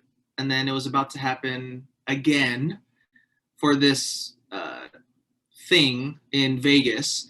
That didn't happen. Once again, trusting the wrong people. And yeah, but the good news is that it is already in the slate for the next set of projects I'm going to do. I'm reaching out to the original cast and getting them, back in the loop and trying to figure out who we need to, if we need to recast or whatnot, all that. But My Little Nightmare is the first script I wrote 11 years ago now. Oh, wow. It was the first script I wrote, feature film script, I should say, first feature film. It's had obviously some adaptations since then. We've kind of adapted it to different things and it's moved around. But now it's a locked in script that I think it needs to come to life now. It's a good story. It's a good ghost story. Still in the same universe as Billy and Telephobia and Rust and the Dark World universe that I have, the cinematic universe. And yeah, it's definitely coming out for sure. It's going to be worked on. Yeah. And it's going to be done the right way, the proper way it should have been done from the get-go. Okay, good to hear. Yeah. Good. And what about this film that I've only seen scenes from called Hen Night? What is Hen Night? So Hen Night is another anthology that is out already as well. That was a feature film along with Lost Souls. That is a Jungo TV original. It's a new platform, streaming platform that you guys can download on your apps, as like the apps through the App Store on your phones or devices. And they have a lot of films, and these will be their first 2 original films that I wrote and directed for them. I don't believe it's on Jungo TV just yet. I just know that it's on the V channels for the YouTube platform. Yeah. Okay. And can you talk about Live Escape? That's coming up too. Yeah. So Live Escape is the latest film that just got greenlit. I'm really excited for that one. That one is it's a project that I've been wanting to get done since I first started thinking about films when I was younger. It's going to be a zombie film, my first zombie flick, and in the lines of found footage as well. It's going to be a found footage zombie flick. We start production on that on the 9th of July. We're shooting that in Las Vegas. And I won't say too much about the plot, but there is a big chance that this is going to be a new franchise that I'll be writing and directing. So the scripts for the sequels are already being worked on right now. So okay, yeah. And what type of zombies will be this? Will they be fast? Will they be slow? They will be fast. They will be fast. Okay. They will not be talking. They will not be saying brains. Don't. Even though that is a very good movie, I like that series, but no. I want these zombies to be a little bit more.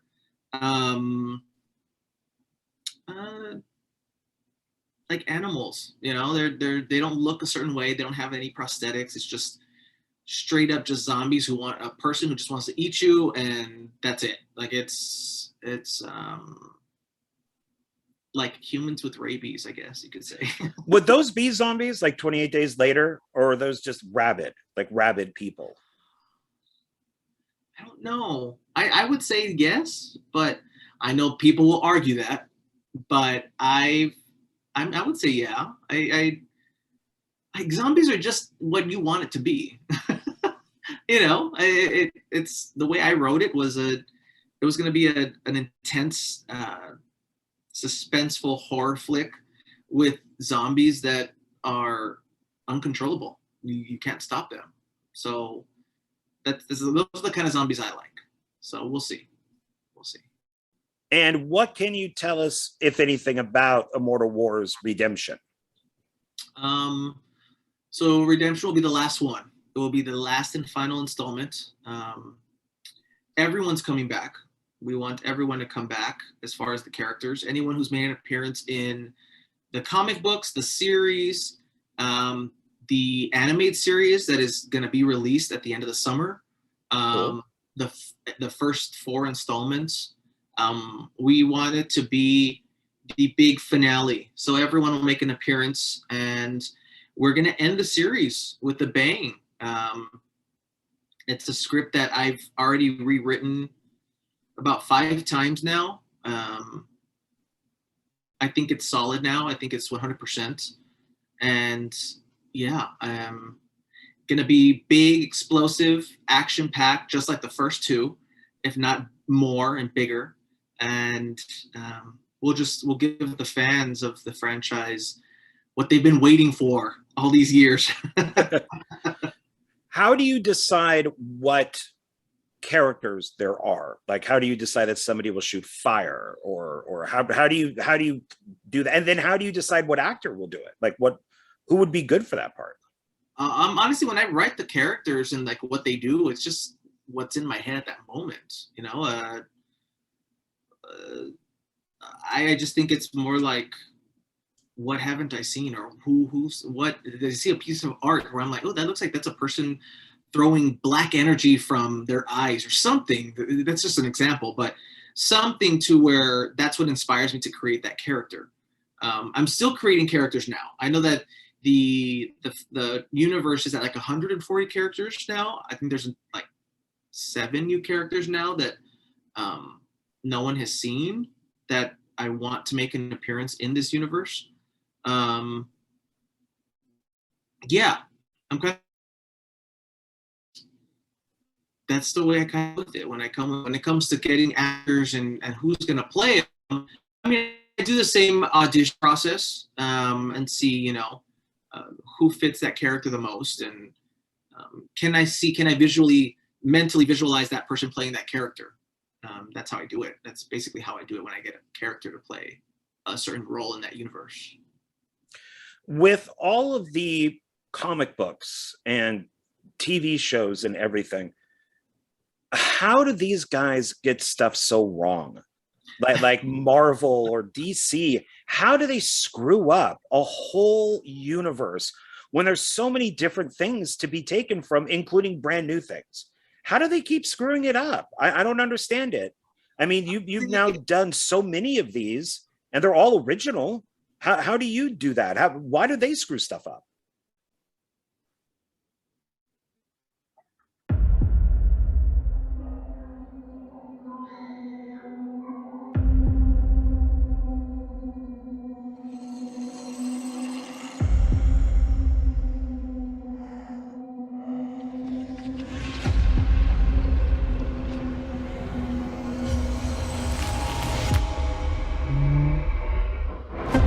Gruesome discovery inside this haunted attraction. Authorities, along with the medical examiner, are removing bodies from both the building. Heather James and Morgan Edwards survived the multiple attacks by what they claim was a man with a machete. Heather, it's been 7 years since the massacre, and now you're going back.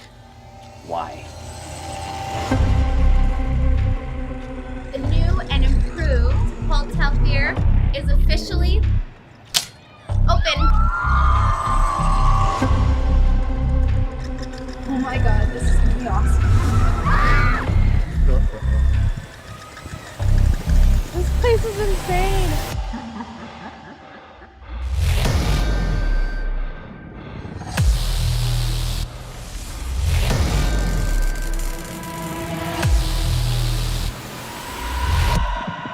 He's back! need to get out of here. Just kiss me.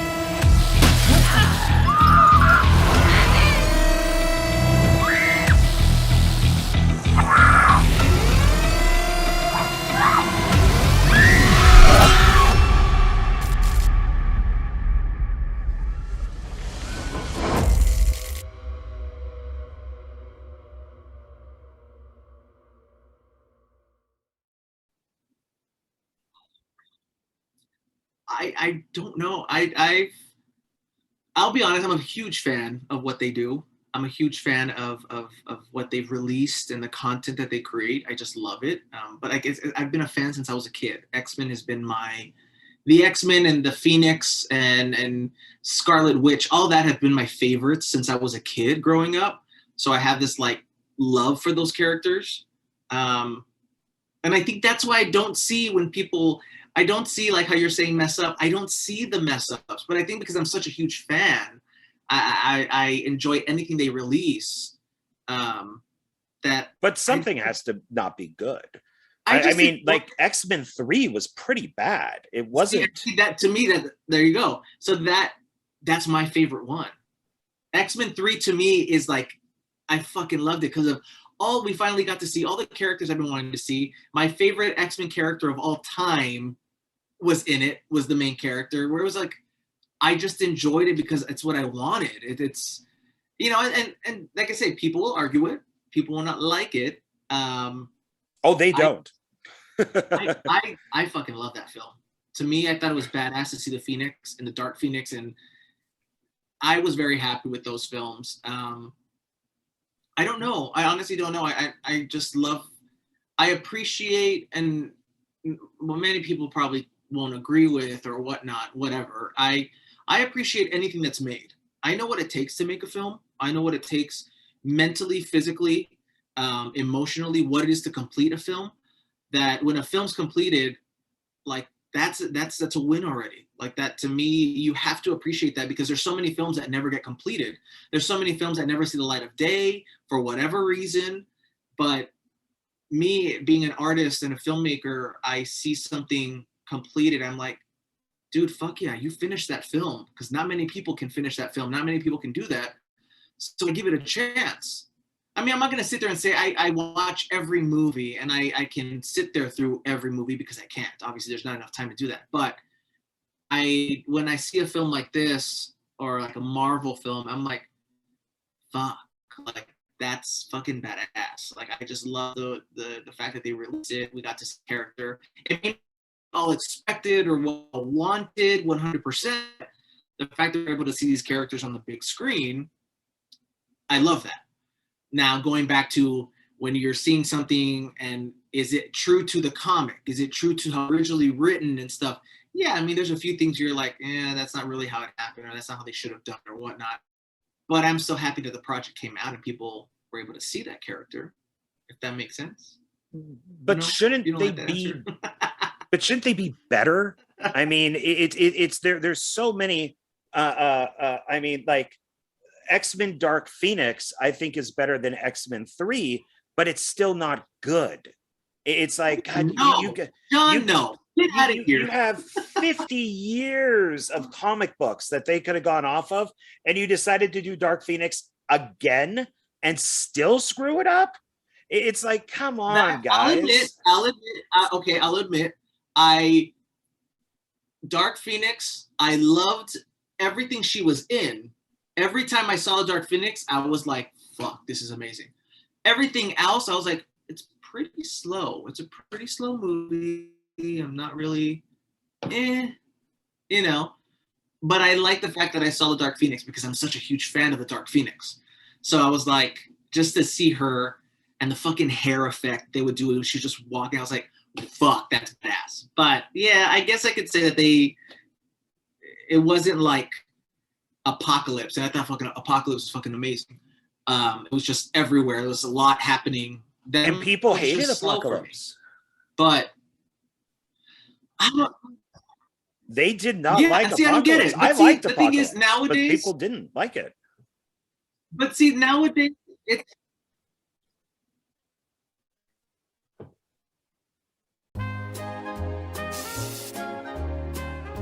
just feel that nowadays everyone just has a fucking opinion, man. Everyone has an opinion, and you know what? There's nothing wrong with having an opinion. But when you're trying to make your opinion more valid than the next person next to you, that's not right.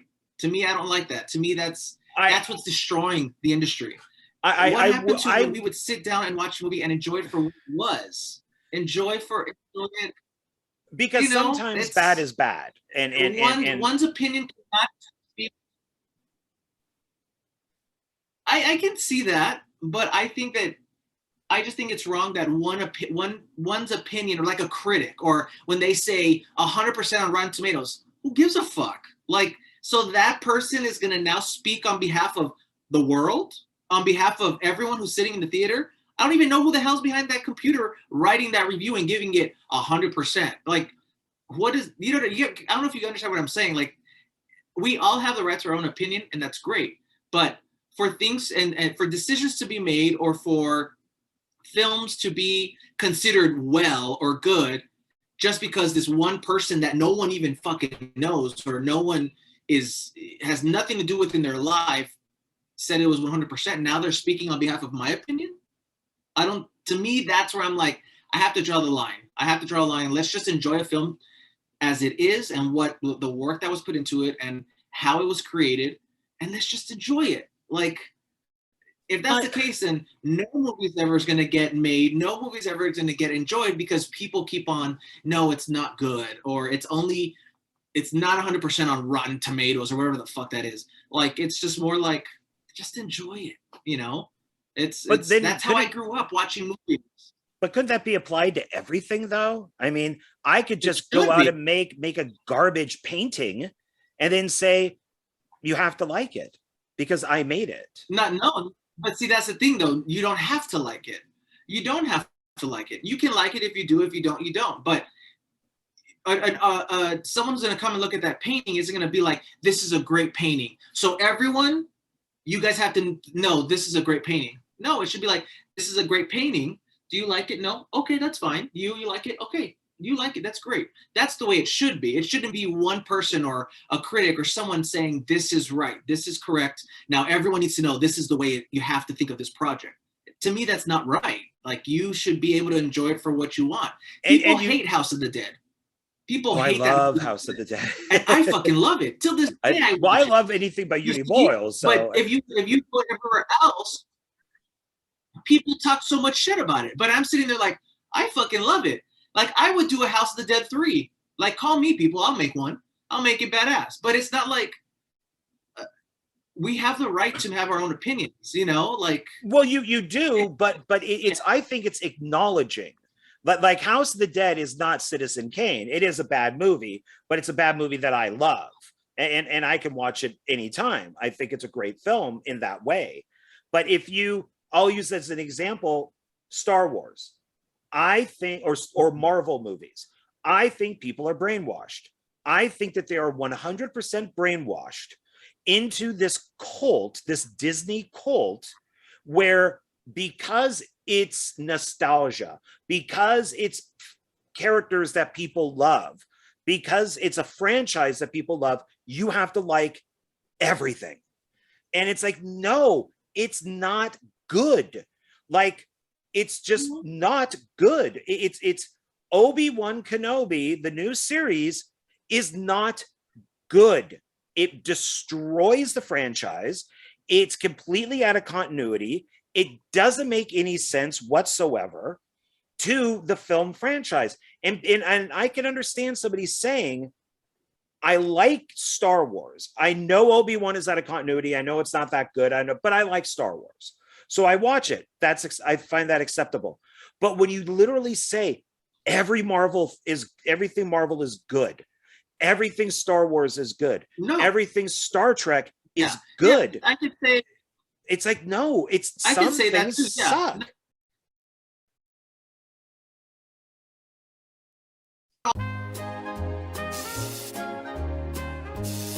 I still think when watch a film, if it's a Star Wars film, a Marvel film, a fuck film, whatever it is, like, why can't it just be we used to sit down and you watch it and you enjoy it for what it is. You enjoy it and you see it and I'm going to the theater to watch another superhero movie. I might have seen this before, but I still like it. I'm seeing these characters again. It's explosive. Movie ends. All right, I'm going on with my life and that's it. Nowadays, though, it's more like, you haven't seen this movie? Oh.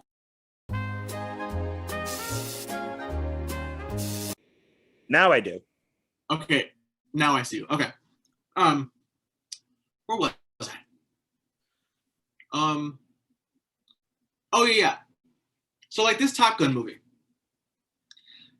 I don't know how many people have told me you have to see it. It's great. It's one of the best movies in that. It's past the $1 billion mark. Okay, that's great. That's awesome. Yes, it has. I'm just not a fan. That should be a sufficient answer to people. But now I'm told like, oh, well, he doesn't know. He has bad taste in movies because he doesn't go watch this. Fuck that. That doesn't, just because I don't want to watch a movie doesn't mean I have bad taste in a movie. I'm just not a fan. Like, that should be a sufficient answer. Well, it should but be. But nowadays, society, now everyone's like, well, that guy only likes shitty movies. You know, it's like, no. Like, I feel like that's what's wrong with the industry, is that there's so many people who have opinions that are higher up that people rely on. For some reason, people can't rely on their own opinions. People can't take hold in control and have the initiative to make their own opinion. Once they hear someone else's opinion, that's it. Okay, then the movie fails and then it's a flop, and then their actors' careers are now being affected by this just because people are not fucking adult enough to make their own decisions and make their own opinion. They go off of other people's. And it could be fucking laziness, because that's the way the world has become nowadays, or I don't know. But I feel like when it comes to watching a film or enjoying something, it should just be about creating a film and people sit there and just watch it and enjoy it for what it is. And you move on with your life, just like it was back then. I watch movies from back then where I'm like, oh, yeah, I was in love with this movie then, but yeah, the VFX is a little cheesy, or the acting was a little off, but I still like the movie. It doesn't mean that no one should like this movie now because it's not what it is, what you can do nowadays. You get what I'm saying? I get it. It's frustrating when it comes to something like Top Gun Maverick it is a surprise. I mean, it's one of those films that maybe that's why people have that reaction to you, is that it's, nobody asked for a Top Gun sequel. Nobody thought he should only release it in theater, just do it streaming, during the pandemic. And then all of a sudden, it's a film that doesn't have cancel culture. It's a film that's not woke. It's a film that has no political agenda at all in it. You could say it's a recruiting movie. Sure, why not? But it's one of those films where it's 2 hours of a good story with characters that we know from 30 years ago. And it's it's over that $1 billion mark now. And it's a surprise. I think Tom Cruise is surprised. I think Paramount is surprised. I hope they don't make a part 3, even though I like trilogies, because I don't think that they would get that magic back again unless they came up with something really good. But I think maybe that's the reaction, is that people are, to you, is that they're so surprised by this that it should have never hit over $1 million or over $1 billion. Yeah, and I mean, that's what I'm saying. I'm not discrediting the film. The film may be fucking amazing. Yeah.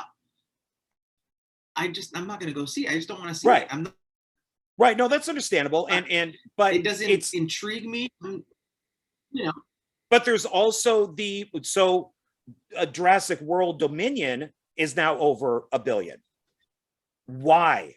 Okay. It is a bad movie. Yeah, exactly.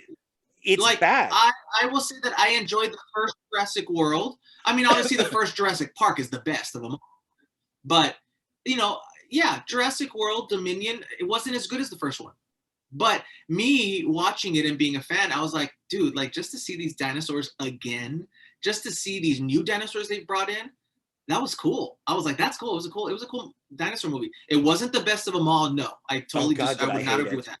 The first one was good, but I enjoy the fact that I was reliving my younger years watching another Jurassic Park movie, and I'm just like, I enjoyed it. It wasn't the best one, but I enjoyed it. Moving on. Like, but now it's like, if someone hears me say it was great, like, oh, you have bad taste in movies and that was a fucking horrible movie.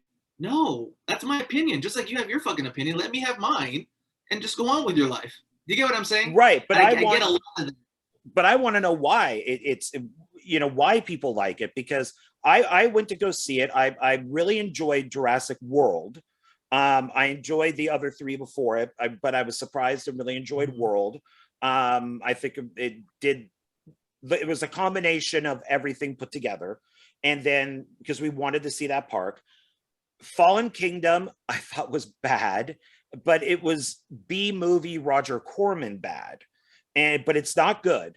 This one to me just seemed lazy, stupid. It was chaotic. The dinosaurs were kind of bookending, the movie. The whole thing with the locust was stupid. I hate the girl clone. I don't like that either. Why do we need a girl clone? Why? Dinosaurs aren't good enough? It's like, come on, why do we need her? It's all this stuff. And then to say, as Trump says it, Tim Apple, to have a character that's supposed to be like the creator of Apple is stupid. They even made him look like that. It's to me, it's just that whole movie is just awful. It's like, why is this making so much money? Granted, I saw it in the theater. I saw it once. I don't know why it's made over $1 billion. I really don't, because it's. Well, see, I'll agree. I didn't like the locust thing. I didn't like that. Yeah, it wasn't the best one. I enjoyed it because we're seeing the dinosaurs again, and we're seeing just another Jurassic Park movie. Okay, but hearing that it hit, I didn't think it was going to go that far. But hearing that it did hit over $1 billion, I'll be honest, it makes me happy, because I'm like, that's great. That means people are not being lazy asses. They're going out and they're making their own opinion. They're getting their own opinion if they like it or not. Like, to me, I like hearing that, because it's like, even though people and the critics have been saying, oh, it's a shit movie and this and that, yeah, that's great. That was your opinion. I'm going to go make mine. I'm going to spend my hardworking money to make my own opinion. Person I don't know to tell me if a movie's good or not. And that's what's going on. And now it's made $1 billion. To me, that's a great thing, because there's still hope for people to go out and support something without being told if it's good or not, and following what they say, if that makes sense. I mean, yes, people should make up their own minds and they shouldn't be told what to do. My problem with something like Jurassic World Dominion is, oh, well, we've now hit $1 billion. Now let's just make something as bad. So now we could do Jurassic Planet. Well, no, of course. And now we're just going to be as lazy and dumb as the other films, because of course. And I agree. I mean, I agree that they don't do that. If they do that, then definitely it'll be a money grab, and they're just doing it just to make more money, and that's all it's going to be about, for sure. I totally agree on that.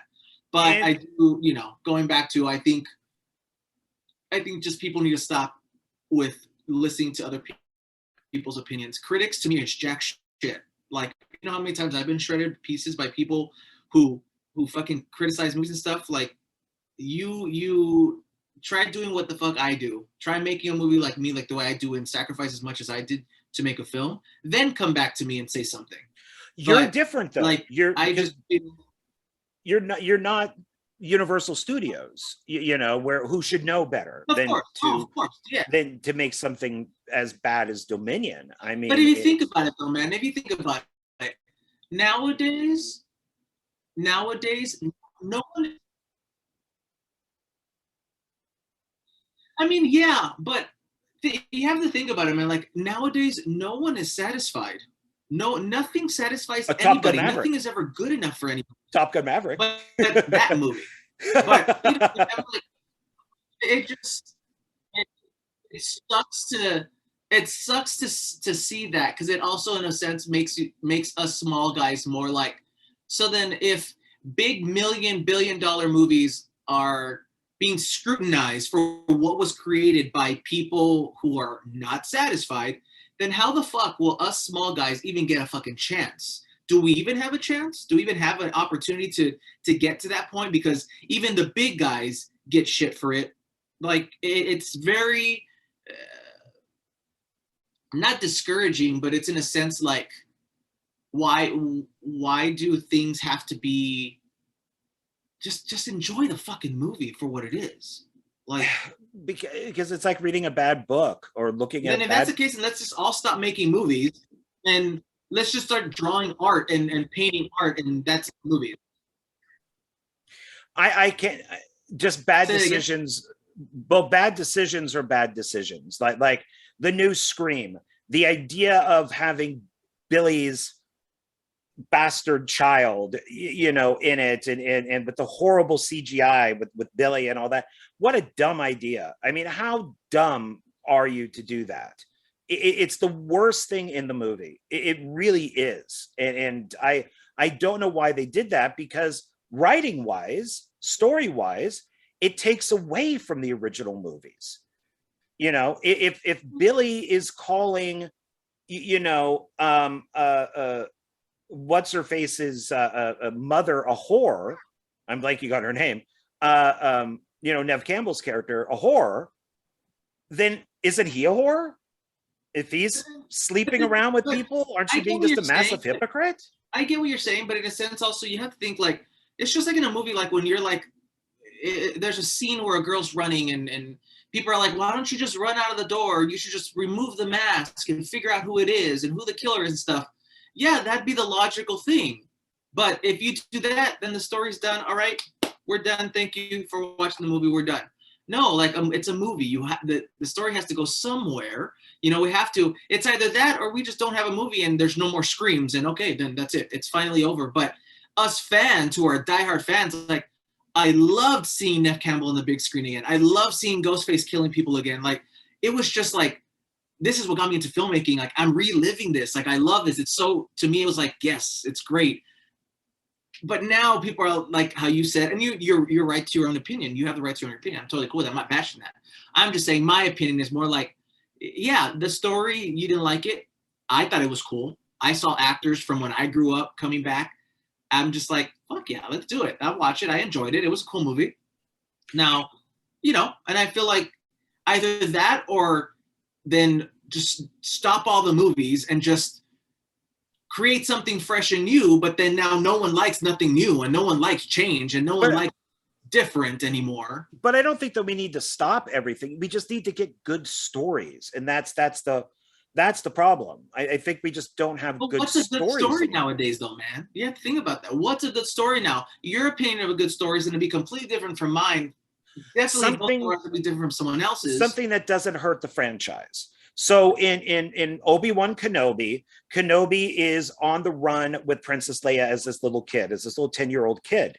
No, if you go back and look at the books, the comic books, the timeline and everything, Princess Leia never met Obi-Wan Kenobi. No, she knows Obi-Wan Kenobi through her dad. Yeah, in that case, that makes total sense. I totally get that. But in a sense of like Scream, it was like, well, how can we bring back Ghostface and still connect the original? You know what? Let's do this. Let's do that. Well, you just have Nev Campbell in it, or you know, but you just can't have her pop up just because of nothing. No, like, but I don't think that you can then take away from the original Scream. Like if Billy's calling, you know, Sydney, there we go, I remember the name, Sydney's mom a slut and a whore, and she ain't no Sharon Stone slutting around town, and she's sleeping with everybody. And then he goes off and does and then we find out in part 5 that he goes off and does the exact same thing. Yeah, well, but that's fuck almost you, like Billy. You know, now you're a massive hypocrite. If you think about it, that is reality. There's so many people who are so fucking contradicting to themselves. People fucking lie left and right and pretend to be something they're not. That's an everyday to day basis. But comparing it to like the Obi-Wan thing, clearly no. Like that doesn't make sense with the past. That throws off timeline in a sense. That doesn't throw the timeline off. It's just he lied. He wasn't that. That's what I'm saying. It's still doable in this sense. But when it comes to other films, you know, I get what you're saying. But I just feel like, just like Halloween, I think it was a stupid idea that they erased all of the sequels To me, that was fucking dumb. They should have just connected it. Me as a fan, like I would have loved to maybe see fucking, I don't know, the son. We never heard about H2O, the son of Jamie Lee Curtis. Why didn't he come back? You know, I would have loved to have seen Josh Hartnett back as the dad, the son. Now it's like none of those exist. Now we're doing a whole new series now, and there's this rumor now that he's like this robot that's part of the Shamrock masks now. This is a stupid rumor that's going around. Where I'm like, why do that? Why change that? Like we have so many, I don't know how many times I've seen that timeline where it's like, well, this is all the sequels that lead to this. Yeah. And this rubs. I'm like, that's fucking stupid. Like, why not just continue it? Why not just, but it's because they have to keep on, because people just don't like that. I guess people are just too fucking bored nowadays. Like they always have an opinion.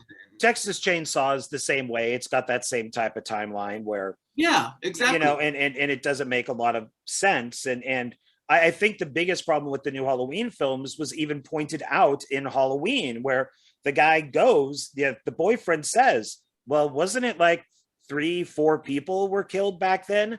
Compared to today's standards, it's nothing. Mm-hmm. And so it's like, yeah, why is this town for 30 years been going on about 3 people being killed? Like 4 people being killed? What? Okay.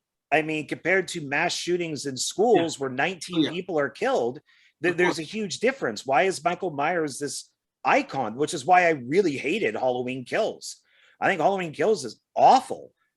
So it's so bad, you know, it's just, oh my God. Well, okay. So we haven't talked about your films for a while. So we're talking about timelines and all that type of stuff and all that. How do your films fit within, and I know I said I wasn't going to be talking about universes and all that, but how do you feel about that? Because your films all kind of, like you have these films that connect and these films connect.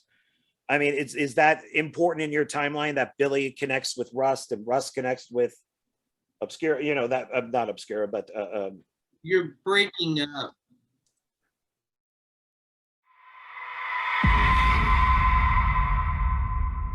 What is that? It's a game. We have to read 6 stories in order to talk to anyone on the other side. The first spirit that comes to us is...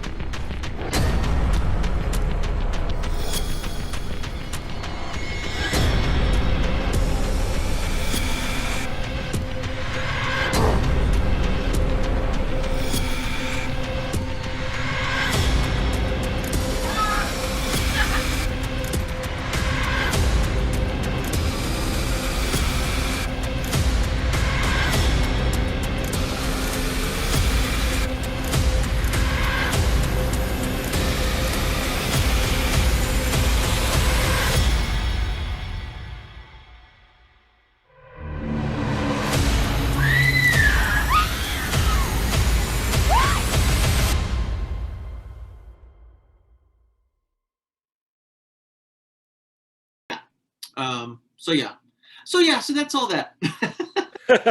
Well, so I was asking about, since like timelines and alternate things were brought up, how important is that to you? I know that I mentioned that Jonathan was going to talk to you about universes and all that, but as far as having Rust involved in Billy or Billy involved in, you know, something else, how important is that to you, to the Joe Lujan world? So it's different. So like in the Dark World, that cinematic universe, which is Billy, Rust, Atelophobia, Lost Souls, Hen Night, all those, that is more, there is a timeline, but it's like very American Horror Story where a lot of the characters are in this film and they come back in this one. There is a timeline where they're connected. And I've been a little bit more lenient on that one just because it started that way. So I've just continued it the entire time I've been doing it as we add to that universe. When it comes to the Ravage Rain universe, though, I'm very strict on that. I'm like, okay, this is this point. This person cannot come out in this film. This actor cannot play this character because he already played this character in this film. I'm very strict on that. So on the Ravage Rain universe, it's very important to me. That I take it a little bit more I'm a little bit more hard on that side. When it's Dark Universe, I'm a little bit more like, yeah, Corey comes out in this, she's in this one. It's completely different characters. This happened way before this. So that's kind of how I am with both the universe. One, I'm a little bit more lenient than the other, but I do think it's important just to keep on connecting it and expanding the universe, which I will do with both the Dark World and the Ravage Reign. Would you ever see like a character from Rust go into Immortal Wars? Even as like a quick cameo, like a little kind of like Easter egg or joke? Yes.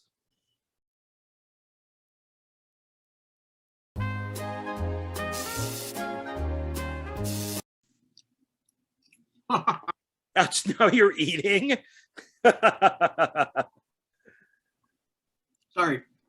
So we'll end this soon. So I'm just trying to get to that 2-hour mark, which I think we're almost at. But would you ever consider having somebody like Billy, like somebody from Rust or from Billy, kind of just do like a background Easter egg appearance in the Immortal Wars? Yeah, in a sense they have crossed, like in the Immortal Wars 2, on the news banners, they're talking about the cases of Travis and Meredith from Telephobia and Rust. I do know that in that film Obscura, Billy did make an appearance. If it's gonna make the final cut, I don't know. But I mean, yeah, maybe in the future, maybe in the last Immortal Wars, you might see Billy somewhere, or Meredith might pop up somewhere. Almost like a Where's Waldo? Is that the way you say it? Type of thing? Yeah, maybe it's in there, possible. And how did you come up with the ideas for Rust and Telephobia? So Rust is actually based on true events of some murders that happened in Waco, Texas. Obviously, for the victims and all, we didn't use the same names. Basically, same scenario, different locations. There was not a haunted house involved. There was not a cannibalistic character. The first one was based. The second one and the third one are it just continued on its own, where the story went. Telephobia, though, is based off of experiences that I went through in high school. I was bullied a lot in high school growing up in El Paso. And that's, I want to use that as like my artistic revenge to those who did me wrong in high school.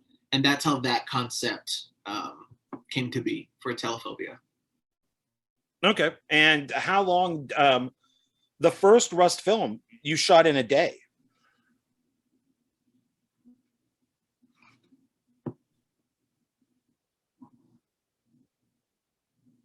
Would that be correct?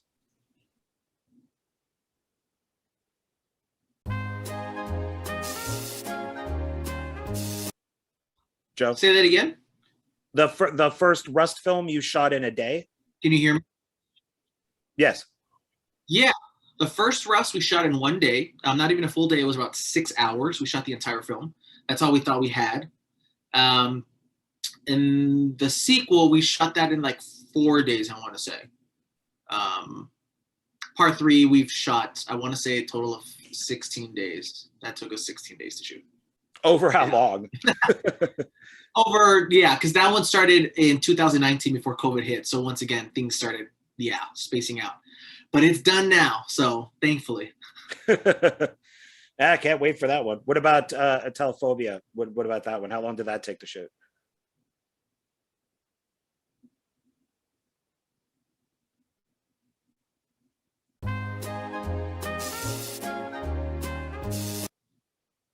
Are you there? Say that again? I said, what about a Telephobia? How long did that take to shoot? A Telephobia took about 2 weeks to shoot. Yeah, that one took about 2 weeks. A Telephobia 2, I think that was 2 day shoot, believe it or not. 2 days? I believe that was only 2 days to shoot part 2. Yeah. Yeah, okay. 2 days. Yeah, the Immortal Wars was 23. The Immortal Wars 2 was 16 days. And Rebirth was about a week. And Decay's Paradox was 13 days. So if somebody says, oh yeah, I shot something in 3 days, does that automatically make it bad? I don't think so. If No? you know what you're doing and you know your shit, no. I don't think so. So, which then going Producers against, were really happy because we didn't spend a lot of money. so going kind of against that, then if somebody goes, oh yeah, I shot something in 23 days, that doesn't mean it's going to be good.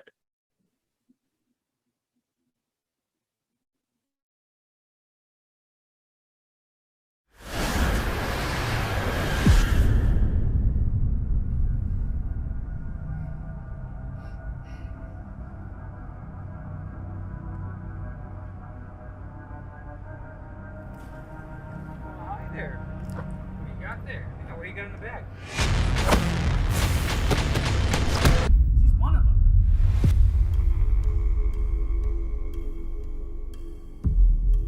The center is a place where you all can be normal.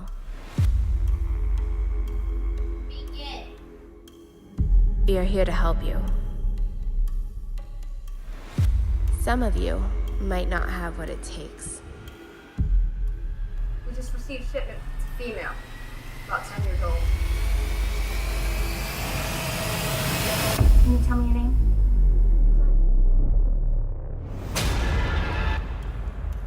Strip away the sadness, the anger, and release the fear.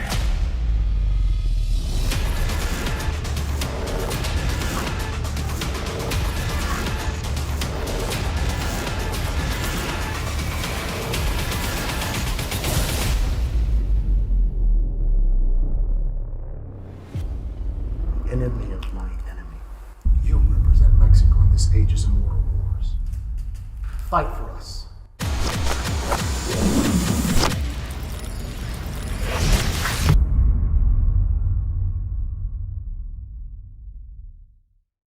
Are you there? Yes. What were you saying? Well, I was saying that if somebody could shoot something in 3 days and it be, not bad, but it could be good, then just because somebody says, oh yeah, I shot something in 23 days, doesn't necessarily mean that it's good. It could be bad.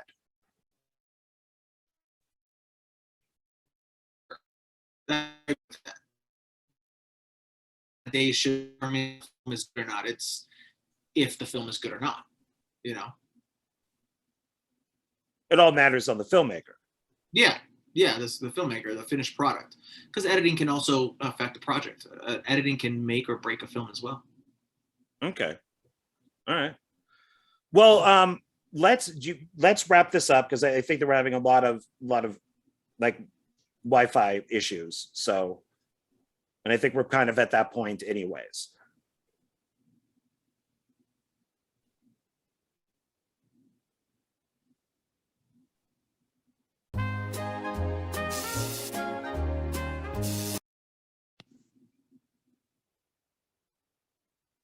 Are you good there? I'm here. Sorry. I don't know why it gets like that. The production value on the 50th episode of one filmmaker, one film is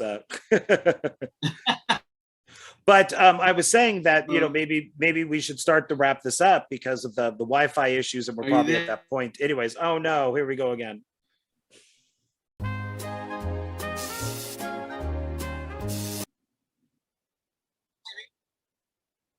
You see me?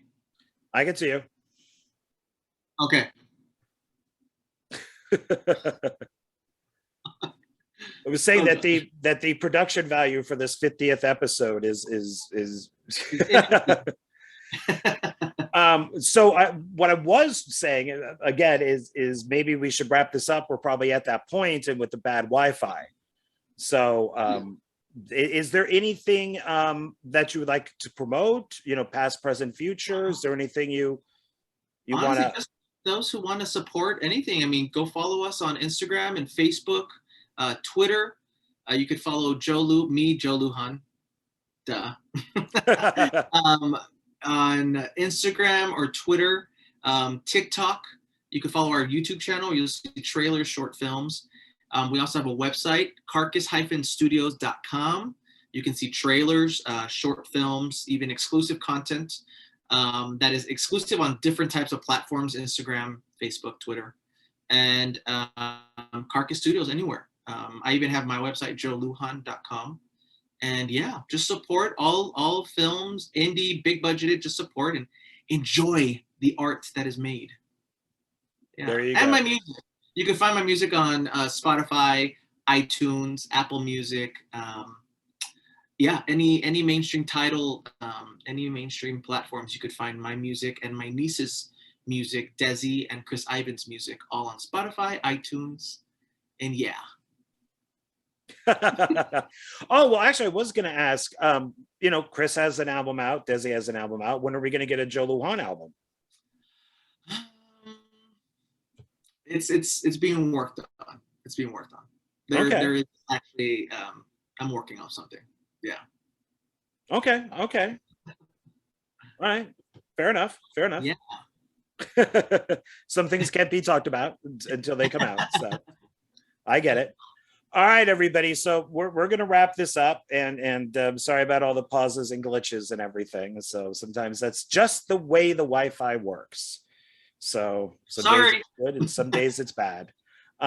So thanks, everybody. Thank you for watching the 50th episode with Mr.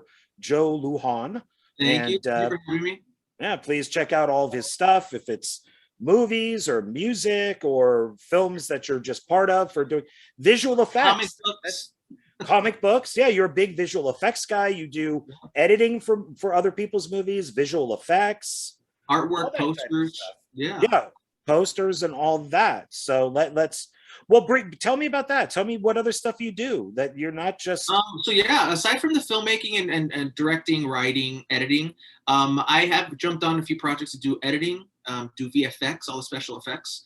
I've even been offered to do costumes because I have designed a lot of the costumes for my films and props, and artwork, posters, artwork. Anything you guys see from Carcass Studios, I've made the posters to, and I do that a lot for a lot of projects. I help out a lot of other filmmakers and production companies do their key artwork and stuff like that. So yeah, I mean, we do a variety of stuff. I even direct music videos. So any up and coming artist or any artist in general who need music videos, definitely reach out to us because we do that as well.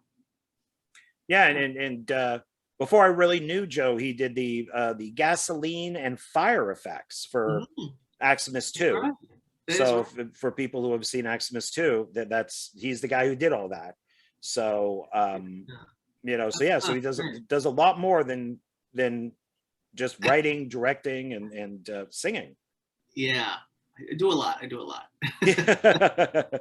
Surprised your hair isn't all gray by now with the. We gotta maintain it. Yeah. All right, everybody. Thank you for tuning in. I really do appreciate it. Thank you, Joe, for being here. Thank you. And I guess we will see you on the next One Filmmaker, One Film. All right. Bye, everybody. Be safe.